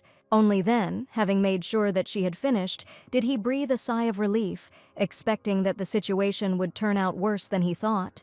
This reaction, after all, was more serious than he thought, although the fact remains that she could not help but fall in love with the Duke. He couldn't find the right words, not knowing how best to answer her question. But unfortunately, the longer he thought, the more strongly he showed his reaction, and this always speaks louder than words. So it means that he was still of sound mind, and everything he said then was a lie. It was all a lie, and the girl immediately started crying again, not understanding what she had done that they were treating her so meanly. The guy immediately jumped up to her, wiping away the tears that had just appeared on her cheeks. He wouldn't even dare to think about using her and would never do such a thing. But it was all too strange. Would Duke Rashian behave like that as if he was in love? And that was why she thought that it was part of the plan. And that explained everything, because there was never any reason for anyone from his family to hurt her family without some good reason. He immediately said that this was not the plan. But at this time, Rosie was already getting out of bed, saying that she only asked for him to be honest with her. Her hand remained hanging in the air, extended in a silent touch. Since everything turned out this way, now he will be obliged to answer the above questions. All without hiding, because now she had cast a spell that revealed any slightest lie. She could have used this magic before, but she didn't want to ruin her rose-colored glasses back then. Only then did the guy say that he would tell everything from the beginning to the end. But just before that, he asked her to promise him one thing. The girl was surprised by this, not understanding what kind of promise they could be talking about. But everything was simple, because he asked that even after he told the truth, she would not hate him. Just one promise, and the whole truth will be in the palm of her hand. But did he have a secret so terrible that she would hate him? If so, then she will decide this after she hears what the guy tells her. Everything should not have turned out this way, and this could not help but upset Ruvalen. Having sorted out his strength, he finally began his story. He first saw Rosnia when he was just 13 years old. At that time, he crept into the garden and watched the girl sleep and ran away as soon as she woke up. The magic of lies did not react, so everything he told her was true. But when he was 13, she was only 11 or 12 years old. It was the first time the guy felt this way. Even then, he fell in love with her at first sight, thinking that she was the only one in his life. The girl was surprised that it was so long ago, and this meant that he had liked Rosie for more than 8 years. But that was not all, and the guy recalled their meeting at the banquet in the palace. Only there did he realize how passionately he had been looking forward to meeting her. At this point, his story ended, waiting for Rosie's reaction. The girl was shocked by this, but she was in no hurry to break free from his grip. Noticing this, he began to pull her closer. But even the fact that they only saw each other twice and didn't even talk didn't change anything. He was still crazy about her and was not afraid to seem crazy, but she herself understood this perfectly well. Ever since he realized his feelings, he had been sincerely yearning for the girl all the time. He didn't have the opportunity to meet her, and so he came to the villa, thinking that this was his last chance. The girl was completely shocked, not believing that he had been trying to get her for so long. Remembering the time she walked through the rain to see a man lying unconscious. Although she could have gone further, she did not. Continuing to feel her gaze on his figure, he was sincerely happy. After all, he believed and hoped until the very end that his destiny would come for him. In that case, she now understood that if she had not found Reuvelin then, he could have simply died. So was he in his right mind? Even the man didn't know the answer to this question. Now, after such a confession, he asked what magic told her. Did she say that these words were the undeniable truth, or did she still not believe him? He couldn't forget her for more than 8 years and risked his life just to meet her. The girl listened to him attentively, still silent, waiting for him to finish. So how can she recognize the real Reuvelin now, and maybe she even thought he was crazy? Acting like he was possessed towards the girl, slowly wrapping invisible arms around her neck. Finally finishing, he said that this was the whole truth that interested her. The girl first wanted to clarify one detail about the fact that the guy had feelings for her for so long. She only thought of Ruvelian Rashian as the main character, so why did it happen that without her knowledge, he fell in love with her, and not the main character? The girl admitted that she also fell in love with the Duke, but there was one small nuance. Even before he had finished listening, the guy began to glow with happiness, realizing that he had achieved what he wanted. But still, the more she learned about this Duke, the more he reminded her of a crazy stalker. But the main thing was that she was convinced that he was not using her, but simply wanted to meet, and that was already pleasing. The guy swore to her that it was true, and that he loved only her. At this point, Rosie stopped him abruptly, holding her palm out in front of her. Until the guy attacked her as usual, she confessed that she met a blonde guy in the garden today who was immune to magic. While he listened to her attentively, she said that she was threatened with captivity and was told that the girl was a weak spot for Adrian. The guy immediately recognized his subordinate Alex, but it was strange that he was on hill territory because no one had called him here. So he really was one of Reuvelin's people, but he hastened to calm him down, saying that all his words were untrue and she did not perceive them incorrectly. The guy asked if the magic of lies still worked, to which the girl hastened to reassure him, saying that she herself had already become convinced of his rightness and therefore turned it off. In any case, it meant that little Alex misunderstood his order and did everything correctly, at least for him. This had nothing to do with his goal, since it had remained unchanged from the very beginning. Reuvelin only wanted to find her, but also to win the heart of the beautiful Rosie. The girl even blushed like a tomato, completely embarrassed by the fact that this was the first guy in front of her who behaved properly. He rushed closer to her, rising from the bed and shortening the treasured distance. He reached out and ran his fingers through her hair. Now that she knew the truth, he asked if she would like to run away from him. But now that the misunderstanding had been cleared up, they had one more thing to talk about. Hearing that the conversation would be about his brother, he hurried to get ahead of her. He brushed a stray strand of hair from his face behind his ear and caught his attention. He kissed her on the corner of her lips and said that before he continued, he wanted to ask something. Such a sudden kiss threw him off balance, wondering what he needed anyway. The question was why she cried before. He gave her an ultimatum: either she tells or kisses him again, so the girl immediately chose the former. The reason for the tears was that Rosie thought the guy was using her, so it hurt her feelings a lot. He didn't believe that such a stupid reason could hurt the girl. Well, how could it be otherwise if he treated her so well and everything was confusing, forcing her to think about hidden intentions? Rosnia was so sweet and sincere now. But the guy really couldn't help but be kind to her because she was the one and only for him. Looking at her, the guy rushed to kiss her tear-stained eyes so that she would not be sad anymore. She asked him if he really loved her. A smile blossomed on his lips, declaring that it was true, but his feelings went beyond these boundaries. But if it was easier for her to call what was between them love, then so be it. What kind of fairy tale nonsense is this, and if he pretends as she wants, can it then be called love? Seeing her reaction, the man asked if Rosie really hated him for this. Feeling him pulling her towards him, she admitted that it wasn't quite like that, which she immediately clarified. The guy was very afraid that the girl would hate him, but now that he has a choice, he will never be able to change his mind about this. Now that the whole truth had come out, he admitted that he would no longer be able to let her go. But he also needed to know that he didn't care when his brother returned home, because he couldn't change anything. Just as she wanted to object, he suddenly drowned out her words with a kiss. She closed her eyes completely, surrendering herself to him from head to toe, allowing him to do whatever he wanted. And so another night of theirs passed together. In the morning, Rosie slept as if nothing had happened and there was no sign of trouble. Suddenly, Adrian's dog woke Rosie up, doing everything possible to make her wake up. Only after waking up from sleep did she ask the dog why he was whining so early in the morning. The pet pointed its muzzle to the side, and it seemed that Rosie gradually began to understand.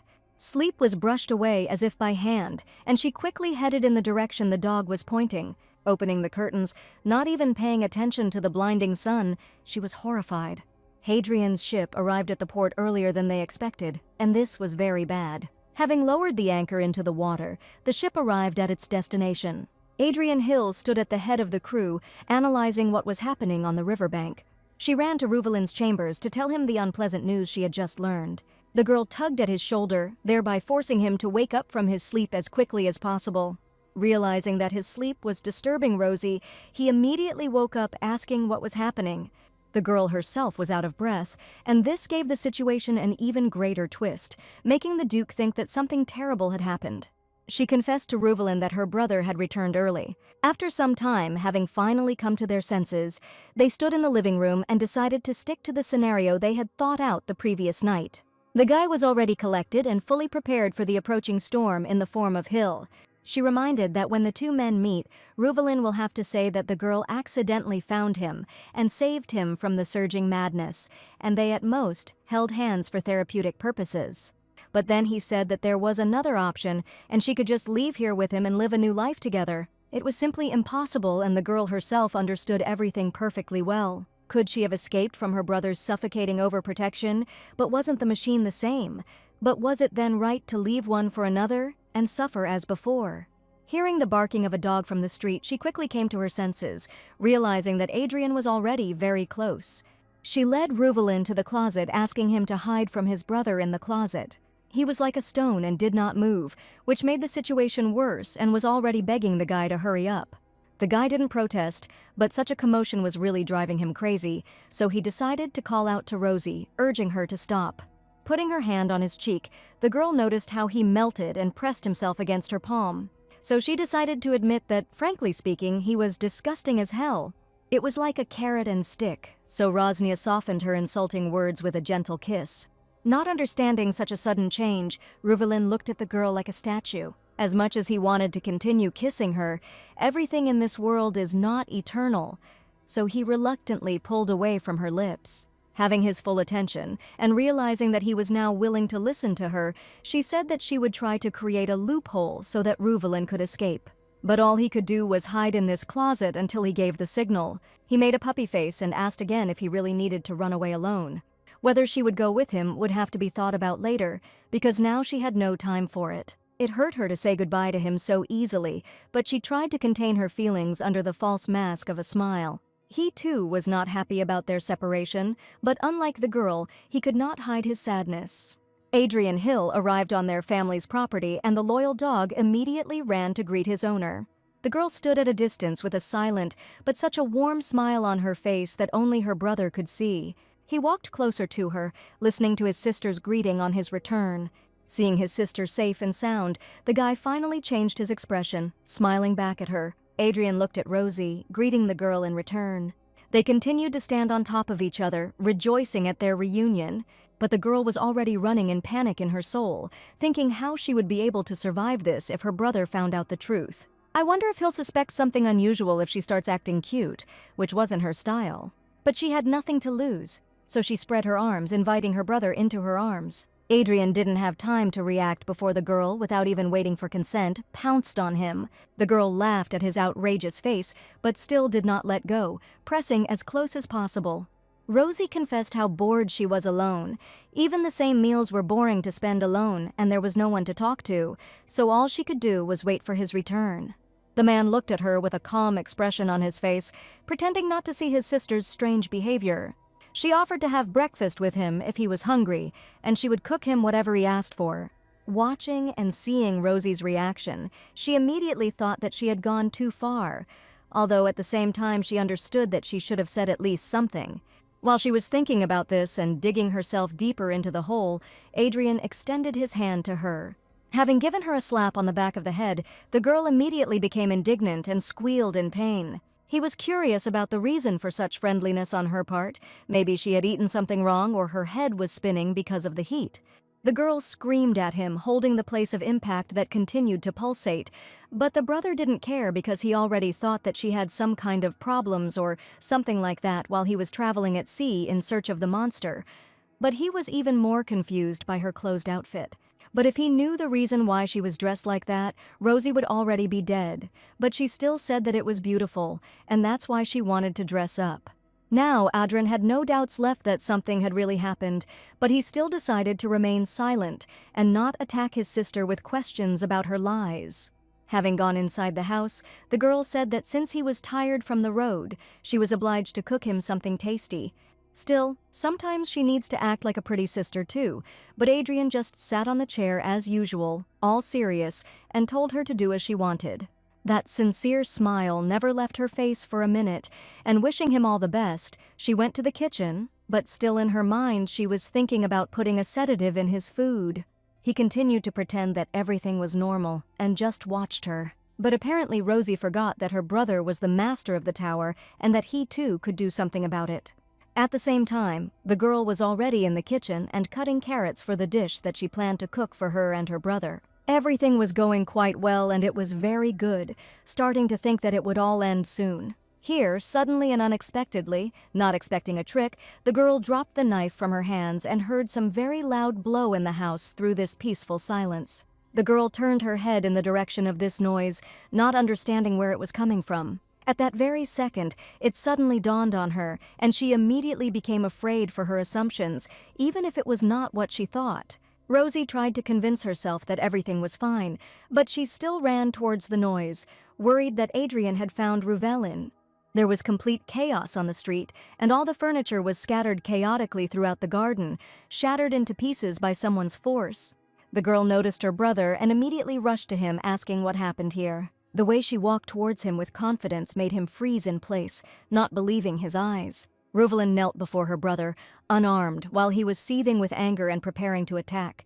Rosie had never seen Adrian so angry and just silently continued to listen to the questions flying in her direction about what that bastard Rashian had forgotten on their mansion territory. Shaking off the dust from the fall as if nothing had happened, Ruvelin clarified that he really was an idiot, as the magician had said. But that didn't change the fact that he wasn't just awful, he was first and foremost a moron. While the girl watched them in shock, she thought that in front of her were not people, but some 2 angry dogs, and she was the only normal one here. Adrian didn't understand what kind of nonsense the Duke was talking about his sister. But the guy didn't lose his head and decided to clarify that everyone called him Rosie the dog, to which he received a threat that he should not pronounce his sister's name in such a dirty tone. But it was too late because even Ruvelin himself did not remember how many times he had already done this. The guy continued to smile, pretending that he was not committing a fatal act, and continued to speak tenderly about Rosie. The girl briefly heard him say that she was constantly calling him by name affectionately and could not remember when she had ever done that. But still, why did he say this in front of Adrian, knowing his nature and seeing how his words made him angry? The guy didn't wait and grabbed his cane with such force that his knuckles turned white with anger, and it felt like the instrument would simply break in half. The charged energy accumulated in the palm, transmitting it through the cane. The girl had never seen such magic, but what she wanted, knowing that her brother had probably already thought of something too much. There was no time to think, so she immediately rushed towards Adrian, trying to stop him. The magician just grinned with anger and cast a fierce glance at her, thinking that his sister would get scared and retreat as usual. But she was determined even when she listened to his threats about her behavior in Adrian's absence. Even while she was trying to act brave, she still backed away closer to Reuvelin, covering him with herself in case of an emergency. Rosie didn't understand why her body moved on its own, although in her mind she knew that her brother would kill her for such tricks and disobedience. She decided to explain herself to him and told him that she had helped the unconscious Duke Rashian and nothing more, so he shouldn't be angry over such trifles. But this information was extremely limited, so he decided that he would quickly torture this damned bastard and get everything he needed out of him if she did not want to explain this whole circus in a good way. All the magic that had managed to accumulate in the cane delivered a crowning blow towards the Duke. The girl began to beg her brother to stop, but it was too late. Reuvelin was already grabbed by chains, completely covering his entire body, forcing him to simply hang helplessly in the air, and the girl asked her brother to calm down, because in front of him was not just a person, but Duke Rashian himself. But it seemed that this did not bother him at all, doing whatever he wanted. He told the girl not to worry, but how could she sit idly by if it was her brother and he always acted so nastily towards others? She was almost 21, and Adrian continued to treat her like a child, overprotecting her. But the most important thing about this was that he couldn't even listen properly. Rosnia gritted her teeth in pain, realizing that now was the only chance to clear up all the misunderstandings that were happening in the Hill family. This is her second life, and now she will definitely tell him everything she thinks, and most importantly that she no longer wants to tolerate his overprotection, as it is time for him to come to terms with the fact that Rosie is an adult. Listening to all these screams, Adrian still told her that apparently she still doesn't remember anything. She was stunned when her brother reminded her that over the last 20 years, the girl had almost died 37 times, and she really didn't remember it, but the number was terribly large. When she was only 3, she almost fell off a cliff. At 4, a boat on the lake capsized and Rosie almost drowned, and recently she was attacked by a magical monster, and how then should her brother not be overly caring, realizing that danger was always stalking the girl. And here they are again, in a situation that should never have happened.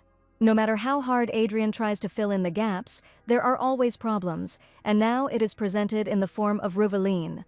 Coming closer, the guy continued to look towards his enemy, completely not understanding why even now Reuvelin was acting as if nothing had happened. Realizing that the magician would not receive an answer to his questions, he increased the magic, hanging him higher in the air and making them squeeze him to such an extent that the guy experienced colossal pain. But suddenly the flails cracked, dropping the Duke back to the ground. Somewhere in the distance, the voice of a fair-haired man was heard calling his master and attracting all attention. As if not noticing all this mess that happened a couple of minutes ago, Alex headed in their direction, asking Reuvelin what he was doing here. Rosie realized that it was the same suspicious blonde man, as she thought, after all, he was hiding somewhere near the villa instead of leaving. He walked past Adrian and Rosie, heading straight towards his lordship, still not understanding why he was sitting so calmly tied up. Only then did Reuvelin turn to his ward and send him a serious look, thereby saying that this was only the beginning. The atmosphere in the Hill family estate grew even more tense with each passing minute, with the arrival of one of the Rashian dukedom's wards. The guy stood near the angry people and waited for an answer to the question he asked his duke. Reuvelin himself cast such an angry glance in Alex's direction that no one had expected it, but instead of explaining his actions to his guard, he decided that it would be better to ask about the conversation between him and Rosnia in the garden. The guy rubbed the back of his head, not understanding why he was so serious about the Tower Lord's younger sister, but was it really that important right now when their enemy was nearby? While the girl listened to their conversation, she could not believe that he was really Reuvelin's subordinate, but they were so close that they even communicated like brothers. Suddenly, Adrian drew attention to himself again by directing his magic into battle, only this time it was directed towards Alex. The girl didn't have time to come to her senses before she realized that it was again a binding spell that her brother had already used on Reuvelin today. The guard folded his arms and was in no hurry to do anything, and only Rosie understood that magic would not work on him. And it was true because at that very moment, the spell that was directed towards the man immediately dissipated into the air. At that time, Adrian silently stared at his opponent, trying to comprehend what had just happened, because in his experience, no one had ever been able to resist his power. The sister immediately ran to her brother, explaining that it was useless and that magic would not work on him, to which he was immediately surprised. Among all the test subjects they had saved 3 years ago, there had been one special guy, and she hoped that Adrian would be able to remember that incident. The guy remembered this, but did not understand how this could happen since all the prisoners died that day. Alex immediately intervened, silently watching them and claiming that the boy was alive and well, and claiming that he was dead was very bold, because he stood before them immune to magic. And he was very interested in what the great master was planning to do now in this situation. Rosie couldn't notice the fact that the kid knew how to irritate people, and while Adrian stood there and did nothing, she understood that he probably wanted to die since he was saying such things. But one should not underestimate the strongest of magicians, because he was always prepared for any outcome that could happen during his life. With just one movement of the hand, the opening cane flashed with a dangerous light. Since magic is invalid in this case, he will simply use more brute force with the help of his saber, which was already on full display in front of them, hidden all the time in his cane just in case. The guard was stunned, clearly not expecting such an outcome from Hill. But before he had time to figure it out, the magician was already heading towards him, not even giving his opponent a chance to prepare for an attack. Adrian ran with such confidence as if he was ready to tear him to shreds in a matter of seconds, but Alex himself did not make himself wait long, pulling out a saber from his bosom, preparing for battle. The magician didn't even suspect that he was facing one of the most powerful weaponsmiths in the world, and it was simply impossible to deal with him so easily. But he didn't care about it and continued to do everything he could. But Rosie herself knew that her brother was an excellent swordsman and was even worried about Ruvelin's assistant, thinking that he would definitely die in this fight. Suddenly, the Duke approached her, hugging her by the shoulders and asking if she had decided to run away with him from her tyrant brother. She immediately became embarrassed and moved away from him, thinking that her heart would jump out of her chest from such a surprise, but she still refused him. But he did not understand why she was so slow with her answer, knowing that if she stayed, the girl would die because of him. But Rosie herself understood that if she agreed, Adrian would destroy all of Ruvelin's possessions. And then she thought about his words, because everything he said made sense, because if she was on the verge of death for tens of years, Adrian's obsession was too strong since childhood. Suddenly, their conversation was interrupted by some kind of crash, and it was Alex who flew onto the asphalt from the magician's blow. Adrian walked towards him, holding his saber down, claiming that he had lasted too long for such a brat. His eyes were burning with fire, making it seem like there was some crazy psycho in front of them, but all this was unimportant, since the guard would never defeat Adrian. The blow that landed on Alex was enough to destroy the fence around the flower beds behind him, but he couldn't help but admit his surprise that he hadn't expected such knowledge of fencing from the mage.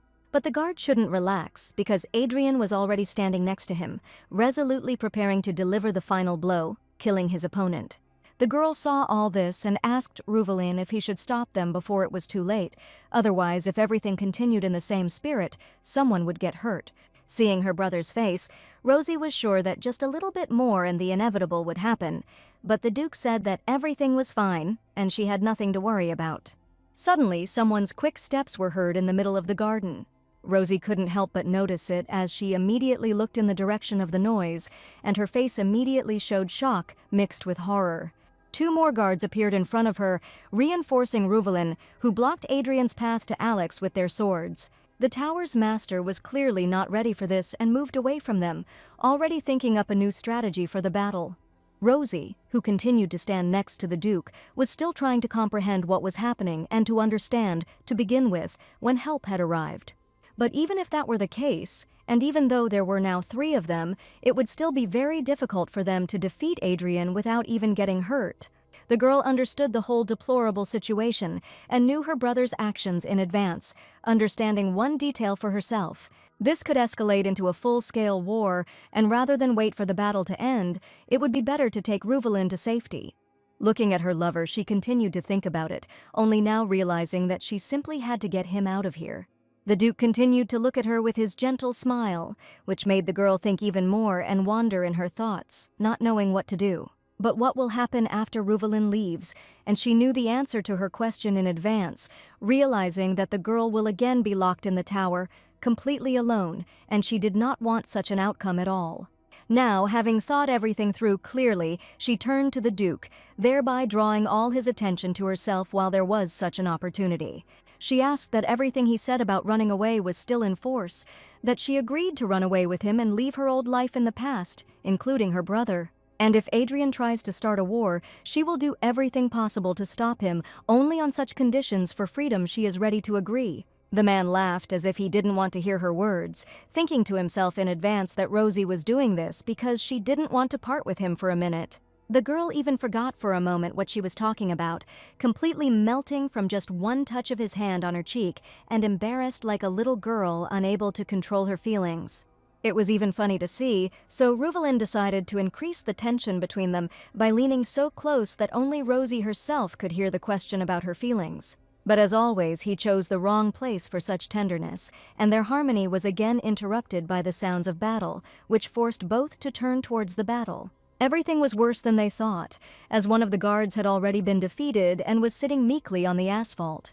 And the other guard with gray hair was trying to catch his breath, but had not fully come to terms with the fact that Adrian Hill had defeated them. But what could be expected from this battle, if even Alex was resistant to the power of the tower's lord? Then those who remained could not resist this, which the man willingly used. Keeping the guards under his control, Rosnia's brother could clearly hear the conversation between the girl and Ruvelin, which means he would never allow what they wanted to do. Rosie pressed herself closer to the Duke out of fear, hoping that he would protect her. Adrian was already heading towards them, preparing to destroy Ruvelin to pieces, trying to protect his sister. He was already all ablaze, tired from the circus they had put on for him since his arrival, but he still threatened to have his sister return to him. The girl blocked his path in her thoughts, asking for forgiveness, because he left him no other choice but to stop his anger. She will take all the blame on herself, just to stop the war between the Hill and Rashian families. Rosie admitted that she was tired of the way Adrian behaved towards her. At the same time, her brother listened to this without even knowing what to say, because only now Rosie was able to knock him out of her thoughts.